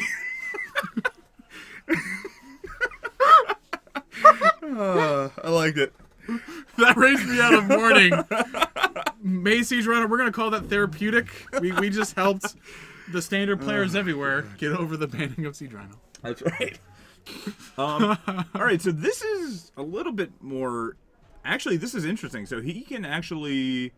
So Storm's at 1 right now. We're gonna go down to 18 here for Nathan. Kyle being a good guy and using the giant ass dice. Yes, that is. Yeah. And so we're fetching here. He's gonna It's get. Quinn saying, "I could die happy having heard that." That is. We're actually gonna go touring. You're gonna actually find us on stage at SCG Indy. No, Lollapalooza. Book it. Yep. We already booked it. We're It's there. done. Yeah. It's the Thus shall it be. WUBRG Roadshow. It's gonna be good. Yeah, so we're gonna get a volcanic island, which I like. And Nathan can. Does Kyle have a counterspell in hand? I don't remember. I don't think so. Okay. I mean, unless he's drawn it recently, and he does have a force. He's got Right. a force. Okay. Because Nathan. Did he have a blue card? Yes. Okay. He's got a Delver in hand. All right. We've got some. We're cooking with fire. Yeah, because he just goes bam, bam, pedal, pedal, and then he'll have enough mana to cast Tendrils. But this Force of Will is going to F him in the A. Well, he's gonna tutor, right? Then you just counter the tutor. Yeah, you just counter the tutor. Yeah. You're like, yep, Yeah. yep. I'm losing. Gibboism, hello, sir. Yes, bandless type. We've been talking about bandless type. That's why you're seeing a Hooting Mandrills in play right now. It's not in play yet. It's on screen. Oh, on screen. We're gonna have to do the second verse if it gets on screen. And boom, Shadaisy. But I don't think Kyle has any action left in hand after this, though. So it's very possible Nathan is able to eventually rebuild his hand. But we draw. Oh no, there is a Hooting Mandrill. We got the Hooting Mandrill. Yes. It's coming, guys. I bet you better have your YouTube. You have your shit open for this. He's gonna waste first waste. to be able to delve more. Let's get the lyrics. This is the second verse. Here we go. Second verse. All right, no, solo. Yeah, I'm tangled up in blue. Only wanna be with you. You can call me your fool. Only wanna be with you. Sometimes I wonder if it'll ever end. You get so mad at me when I go out with my friends. Bitch, don't care. Sometimes I'm crazy, and you wonder why. I'm such a baby, yeah, the dolphins make me cry. Well, there's nothing I can do. Only wanna be with you. All right, I think we and just Death blew, Ray Shaman I think we in play. just blew up the mic. Good luck. I think so. It's good. We killed it, guys. It's good. All right, we're done with that. Oh, jeez. Oh, so Nathan Cabal Therapy and Kyle letting it resolve. Kyle having 2 more Force of Wills in hand. And he probably didn't name fourth, so yeah, that's the beats. Yep. Do you ever watch Doug? I do watch. Well, I mean, Did you like watch I Doug? watched Doug when I was like Little kid. Yeah. Like the band The Beats? This is The Beats. I eat my Where we go? sugar cereal, cause it makes my teeth bacterial. You know the Beats lyrics a little too well. So I'm what you would call a auditory learner. Okay, fair And enough. so I always did well in class. Not a kinetic learner? I'm not a kinetic learner, no. Not a visual learner? No. Not an auditory learner? I am an auditory learner. So like when I watch See what I stuff, did there? Tried to get you the repetition, get you stuck there. All right, you saw through it. yeah, I did. My dogs are barking now. They understand how beautiful that was, though. It's we reach all life forms. We with our do. music. We do. Some of our biggest fans are dogs. Some of us- Yeah, it's good. yeah. We have a few cats. They're a little bitchy though. Like they're not like the diehard fans. Like they're No. not gonna show up in the t-shirts and like No. have those Well, girls they love to hate us. Yes. Yeah. But I mean, they say they don't like us, but then they really do. You know, it's like a guilty pleasure type of thing. It happens. I'm in Handjob City for the Modern event on Saturday. So Cook the Fourth in Handjob City. Handjob. I actually City. don't know what HJ is, like, other than Handjob. Head judge the modern event on Saturday. Oh! That is Oh. awesome. Oh, that's what that means. All right, Cook. Yeah, that's actually pretty sweet. Congratulations. That's super awesome. Aren't Congratulations. you... What the... So you're an L3? Or Yeah. what do you need to be I head yeah, judge? Cook, I thought you were an L2. Are you an L3? Let us know. Let us know. I just threw out L3. Like, isn't Raul... Is Raul L2 or L3? You know. I'm not quite sure. He was L2 a long time ago, so I wouldn't be surprised if he's L3 now. Mark, we need an FBB giveaway. A foil or a foreign black border? Absolutely not. Oh, we got some good giveaways for Wednesday and Thursday? Wednesday. Guys, on Wednesday, we're giving away a Russian Mutavault, a Korean Mutavault, and a Japanese Blood Crypt, Nice. I think. So we got some good stuff well, it's a modern side event on what? I mean, it doesn't matter. I mean, like, that's big because they're talking about the SCG or the GP? I don't know. What's going on in DC? An SCG Open. That's what I thought. Okay. I mean, think- that's still pretty... Or there's a Grand Prix. Yeah, I mean, that's like, still pretty big. I mean, like, those are not small tournaments. It's called experience, and it'll help you do more stuff. Like it's climbing a ladder. Yeah. I feel like judging is. Oh. I mean, not being a judge myself, but All right. We should, like, actually, like, edit this stuff instead of... the singing had me on, like, Cloud 9. And, coming back to Earth. So Cook says he is an L2. So congratulations on the L2 status. yes. Gibboism. You were talking a little bit about Dredge earlier. I actually don't really like running any targets in the main. I'm a big fan of running one in the main. Like I've been talking with Kevin a lot, our sort of resident Dredge player, about it, and like there's not really much value in having any targets in the main, like because you just want to be fast and efficient in the main, and like then you like as a way of I think of being faster than some hate, you can kind of board into being more focused on dread return as an option. Yeah. But that's just one perspective. Like you can just be super crazy dread return, and you can just do that as a version of the deck. But at that point, you might as well just be running blood gas and doing that. Who was it at the beginning of the stream that said they might be at Card Market on Thursday? That was Dumb Mother. Oh, Dumb Mother. Okay. Yeah. I'm trying to remember. Do we know Dumb Mother in real I have life? no idea I have who no Dumb idea Mother who is. Dumb Mother is. It's Quinn. Thank you for following. And also, if you want to, if you actually want to donate cards for a giveaway, the foreign black border circle of protections, we'll take them. We'll give Yeah. them away. That's fine. But Nathan going to lead off with a taxing probe here, paying 2 life, going to go down to 18. We're going to see a Golgari Charm from Kyle, which is good. Stifle, Brainstorm, Wasteland, Flusterstorm, and then 2 lands. That's I would like to call that a good hand against. Hopefully the Storm. brainstorm finds you something to put a clock on, because right now he's just really reactive. Yeah, And- which is fine because the Flusterstorm alone is gonna kind of screw Nathan over. Unless Nathan's able to draw more discard. Sure. That's very true. Like, that's the thing of giving Nathan time to just be able to start picking his hand away. Yeah. Yeah, it's very true. But I mean, like, yeah, because right now Empty the Warrens is dead, just because of the Golgari charm. Flesher Storm's gonna shut down Tendrils, and then Stifle's gonna do things for a lot of different things depending on whatever he's doing. Yep. Who's your mentor? Okay, they're just talking about Judging. Just talking about the judging. The judging. The nuanced relationship between judges and tournament organizers and players. Let's bring up Stifle. Let's get the... How do you feel about the new art of Stifle, by the way? I don't mind it. Actually, we'll bring up Stifle. That's the new art. Put there. It's the lady. Yeah. She's like, look at these pretty... Look at this stuff. Isn't it neat? Oh, wow. Did he just go... Is he just going off here? So Storm's at 1, 2, 3, 4, right? Oh, it's only a 3, I guess. Wouldn't you think my collection's complete? All right, so here we go. Empty the Warrens. Okay. Empty the Warrens. During a time when we had... Oh my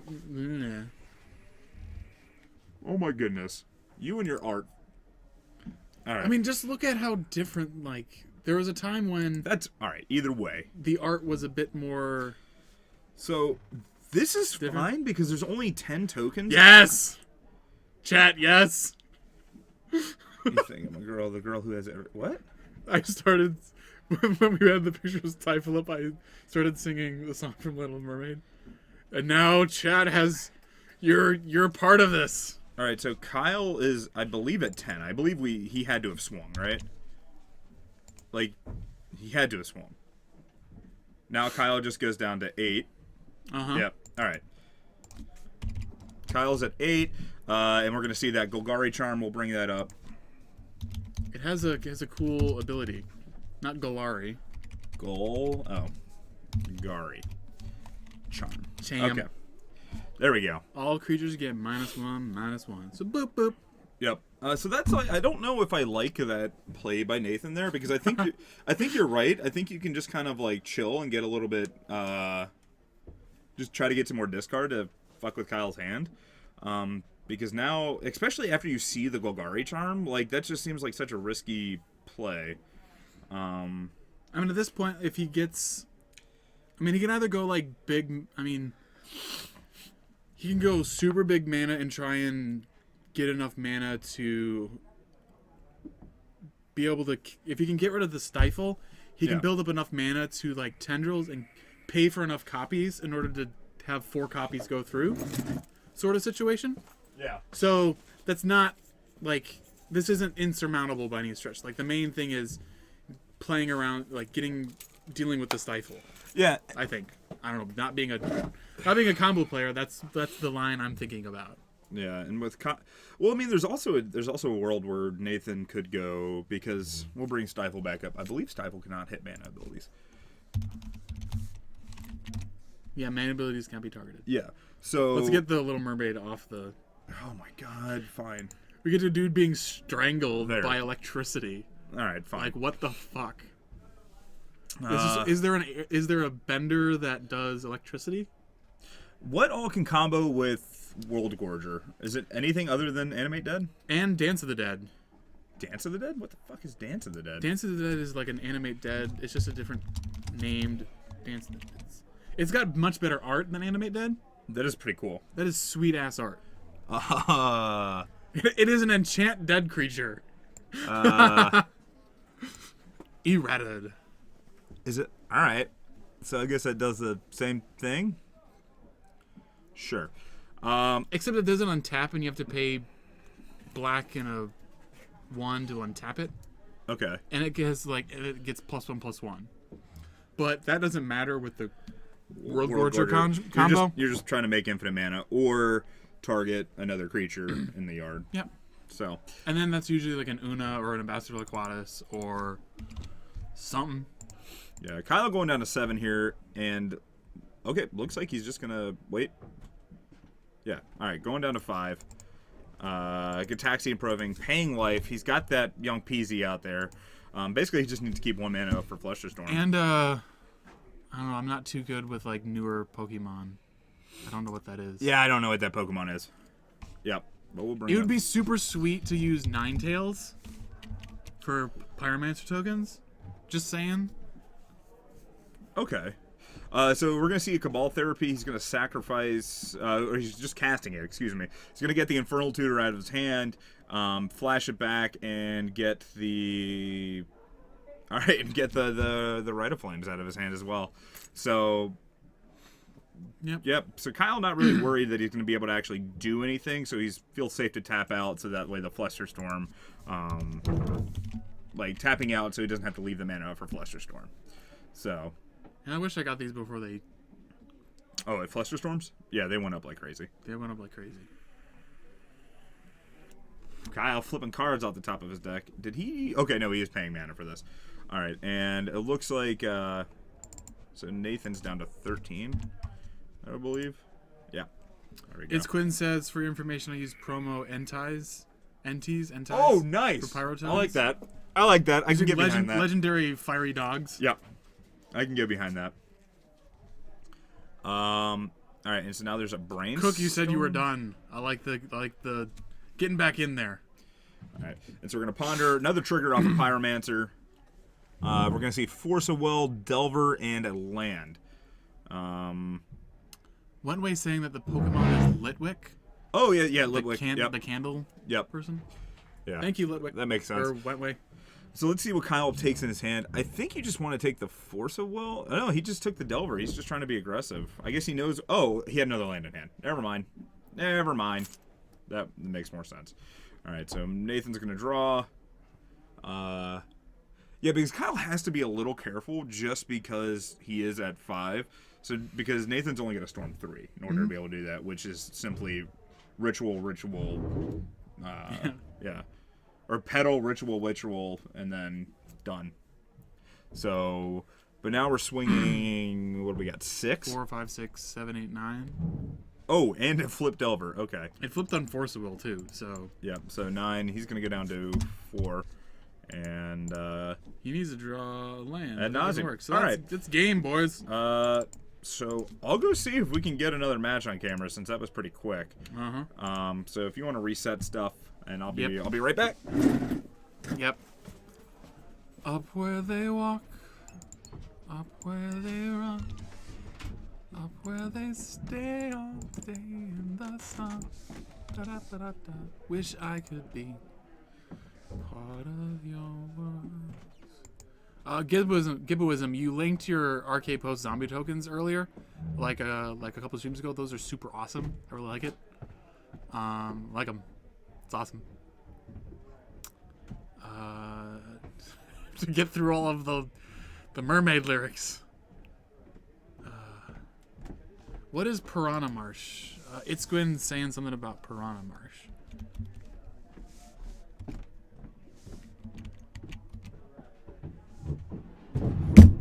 Ah! Oh, a Piranha Marsh. That's so cool. That'd be kind of funny. That would be a thing. That certainly makes you know, so instead of just creating infinite mana, they would just be dead as part of the infinite loop. And then state-based effects would check at one point and the game would be over. That's kind of cool. I like it. Someone do it. Someone build it. I'm not gonna build it. I have too much fun. I have too much fun playing lands. I went 2-2 on Thursday playing it. Was on camera playing Omnitell, which was a super bad matchup. Yep, we're Omnitell versus that Junk Blade. Speaking of Omnitell. Yep.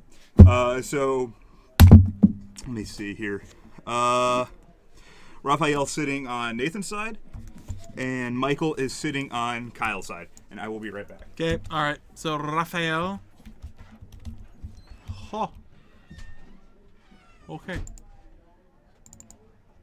So, we're going to call this Junk Blade. I'll be curious to see.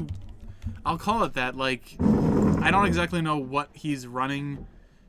I'm going to get rid of my face. Bye. I don't exactly. Oh, they're not. Nathan hasn't even left yet. Okay, so you get to see me again. Yeah. All right, so let's get that right. Let's do Omnitell.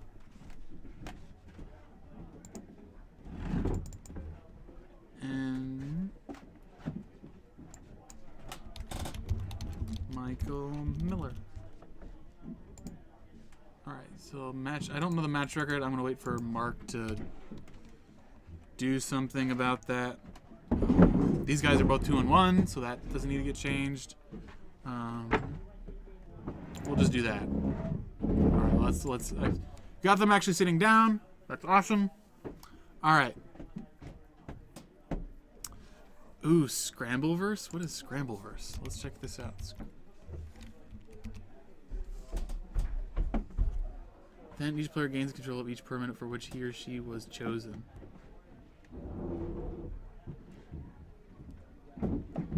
That is pretty funny. I like it. Alright, so let's see what's going on. So Omnitell. Omnitell is a fun deck that tries to get this into play and then does really mean things. Does very, very mean things. I'll be curious to see if this is the blue-only version, if this is the blue-red version. The blue-red version is actually pretty darn sweet. It cuts Enter the Infinite out of the entire main deck and runs 4 Dig Through Time and 4 Burning Wish in order to get Show and Tell and also to get Enter the Infinite. So it just has the Burning Wish for it instead. So it becomes a far more resilient deck because it gets access to a wish board for things like Innocent Blood or Void Snare or what have you. Really awesome deck. I don't know if this is what he's playing, so what I just said may be all for naught. Yeah, he's mono blue on Omnitell. Oh, fine. Yeah. So forget everything I just said. Yeah, and these guys are both 2-1 as well. Yep. All right, well, that's easy. I did do stuff. Yay! Yay! Yeah, no, it's interesting. Raphael won again. He's got a Vindicate, so that's pretty awesome. Yeah. And he's got a Tide Hollow Sculler. So this is actually a pretty cool deck. Yeah, and I was curious to see if it's like why he's calling it this instead of just Maverick. yeah. But no, so yeah, Raphael actually won game 2 by extirpating and surgical extracting all of Michael's win conditions, which is pretty great. So I'd just like to point that out. But Raphael's going to go down to 19. Mm-hmm. Off that fetchity fetch. So Michael's going to have to be rather... I mean, so Omnitell is a very bad deck to play against decks with this card. And so most of the time, Omnitell will run 4 Leyline of Sanctity in the sideboard. So Yep. we do not know if he, A, has it, or B, why he may not have mulliganed for it. I question if he has it. Yeah, I mean, if having seen Extirpate and that, like... Yeah. So, I feel Although like... Extirpate doesn't target a player, so that doesn't really matter. Yeah. But the discard, in order to get the win conditions in the yard, does. So, there's a Tide Hollow Sculler. Michael wishing he had a Show and Tell in hand. And then it's Quinn saying the blue-red version's weaker to Meddling Mage. I suppose so, but... So that's what? He's got 2 Enter the Infinite, Dig Through Time, 1 Omniscience, and... Okay, and then a Wish. Let's bring up Cunning Wish. I think I might want to take the Wish here. Yeah? I mean, this is, he's running Dream Halls, right? Yep.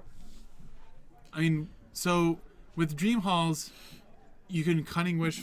I mean, you could either take the Cunning Wish or the Omniscience. So he's going to take the Omniscience, which is a fine thing to do. Yeah, I think you take the Omniscience because the Cunning Wish is not going to get... I mean, it can go get something... It can go get, like, Wipe Away or something to get it back. But I don't... Yeah, I guess so, because, like, if you draw a Show Until here, like, if you drops an Omniscience, Yeah. then you just lose. Yes. So I get that.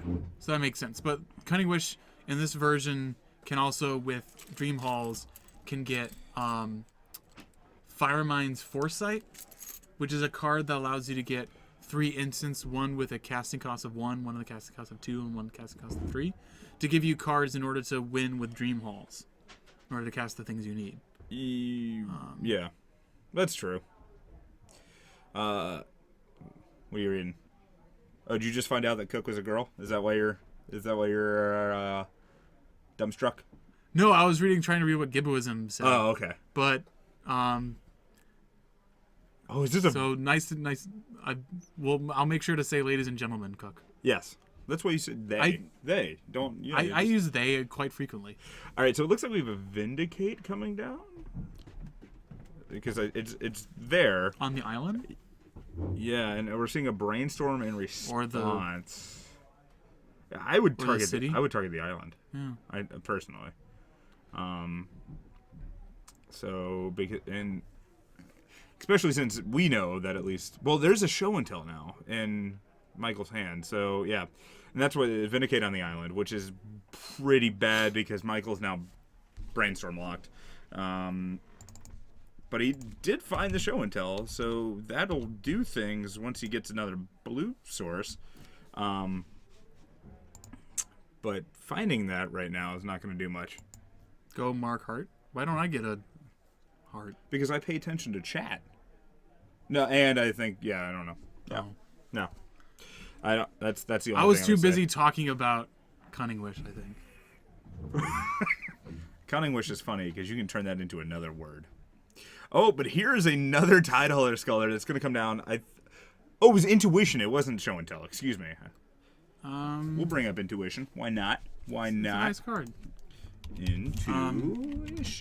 I think you take Intuition. Yes, I think you take Intuition as well. Yeah, because then you can just go, like, if he gets a blue source, then he gets to go search up. Yeah, and that's what he's going to do. I saw a Storm player against a Stoneblade player. The Stoneblade player thought sees the Storm player, cast Ignorant Ballista in response, and then went to return his hand. Oh, that sucks. So he's going to attack for 3 with the Tidehauler and the Deathrite Shaman while playing a Sylvan Library to kind of give him some more stuff. All right, so Stuffy Michael falling down to 15. This is definitely interesting. So Michael playing a city so he doesn't have to discard. And it looks like Raphael's got a GTA Wasteland and a fetch. That he's looking at. Yeah. So, an Ensnaring Bridge in hand. Well, Ensnaring Bridge only, I don't know. Yeah, I guess you do. I guess you can bring that in. So we're going to see Wasteland on the Ancient Tomb. That's going to go away. We're going to see a GTA equip. And we're going to see a swing at a swing. So he's taking 5 here. Yeah, Michael needs to find something and needs to find it pretty quick. And that something has to be a blue source, which I think he did. I think there's a Scalding Tarn in his hand, right? That is a Scalding Tarn, so we're going to bring something into class. Maybe. Did he have a Show and Tell in hand as well? Did I miss that? Either way, I thought he did. Michael's going to go down to 9. Otherwise, this is a really rough play. No, he's got another City of Traders in hand, so... But this also makes him dead next turn by cracking the fetch. Oh. Because of the GTA counters. Yeah. Yeah, that's rough as well. So he's got to do something now. Yeah. He's got to take some extra turns. He's got to he does have a Show and Tell. Yeah. But he has nothing to bring in. Yeah. Okay, so Cunning Wish. That does not go to your graveyard, sir. Let's, okay, I'll run up there and, well, if he delves it away, I'll run up there and tell him. We just gotta remind it. So, he gets, yeah, I'm trying to think how he... That does not help him. Well, it's gonna bounce 2 permanents back. If you sacrifice a land, it bounces 2 permanents. Yeah. Which makes But it he's got no can't mana floating right now. So he can't. I mean, I don't know why he's doing that. I think you just scoop there. But Well, he can't. He'll lose. This is game 3. I know. I mean, I think you're dead. So that's 4. 5, 6, 7, 8, and then A Death Right activation. Death Right activation. Or even if he attacks the Death Right, that's 9. Yeah. And he's like, what does GTA do? It kills you. All right. Yep, that's I'm game. gonna see Raphael get it. Getting there. All right, and I believe that was the last match. I'll run up and I guess check really quick again. But yeah, so I'll be right back. Getting that extra set. All right. So people are telling like crazy awesome stories in chat. So Mike shares, I saw a Storm player against a Stoneblade player. The Stoneblade player thought seized the Storm player, cast Ignorant Bliss in response, and then went to return his hand at the end of turn, and his opponent stifled it. So let's take a look at Ignorant Bliss. Oh yeah. He stifled the end of turn, return those cards to hand, and draw a card. That's rough.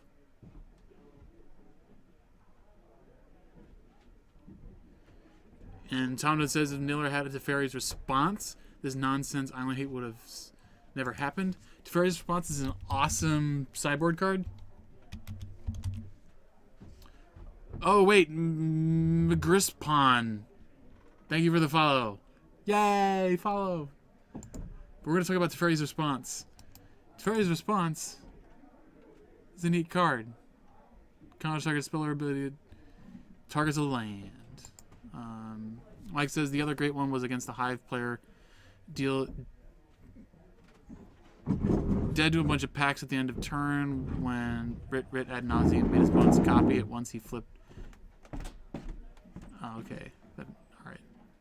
The most mind-blowing play I ever saw. I don't know how the guy thought of it. He had a City of Traders in play. He played a fetch land, triggered the city. He responded to it by fetching a land, and his opponent stifled it, and misdirected the stifle to the city trigger. That's pretty cool. Your trigger. Boom! All right, guys. That is going to be it for us tonight. I don't know. Yep, no more matches. That was our 4th round, which we didn't update in the time left in round because I'm a bad person. That's fine. So guys, that's going to be it for us today. Remember, Wednesday, please tune in. We're going to have Modern from MTG Card Market. It's going to start at 7:30 Central Time. Yep. And we got some good giveaways. Like, again, we got a Russian Mutavault, a Korean Mutavault, and I want to say Japanese Blood Crypt. Not 100%. It's something Blood Crypt. So we'll be giving those away. Thursday, we don't know... Thursday, 7:30 again from MG Card Market. I believe Jemison said that he would be donating some stuff for a giveaway. We're just not quite sure what those are just yet. But that should all be fun. And then, of course, come the 31st, we'll all be at the SCG Legacy Open in Indy. I don't get to go. Well, a chunk of us. Come up. We'll have some. I'll have some T-shirts. Talk to me. We'll see what we can make happen. Yeah, it'll be good. Yeah, so we'll try to make that happen. With the T-shirts, if nothing else, just come up and say hey, and yeah, so that which should be fun. Trying to think, guys. We'll have everything up on YouTube, so please subscribe to us on our YouTube channel, or at least check it out. You'll see all of our past matches and all future matches, as long as I live and can actually put them up. Also, check out our Facebook page. We post a lot of stuff there. A lot of lists end up going up. So if you guys have any sort of questions or whatnot, please post them there. It's good to go, or message us on here. Either which way, I try to respond as fast as I can. And then, why are you leaning in? I just realized this. You can just, the wide camera. Look, you can just be comfortable. And then we're not rubbing. R.I.P. Rhino, buddy. Yeah, guys. So Sad day. It should be fun. I think good things. So that'll be. I think that'll be it. Yeah. So all right, guys. We'll see you guys. Join. I think it's gonna be Ryan and Alex in the booth for Modern. Both of them. Modern being their format. So should be pretty good. And yeah. Yeah. All right, that's it. I might even try and play some Modern. I'm not really. Maybe. You can borrow the Tezzeret deck. All right, guys. So that's gonna be it. Thank you everybody for tuning in. We really appreciate it. Thank you for everybody that followed. Did you get M. Grisham? I did. Okay. Red Grisham Pawn, you get triple the follow hype. Yeah, so thank you guys. Thank you. That's Gangsta gonna be it. lean. What?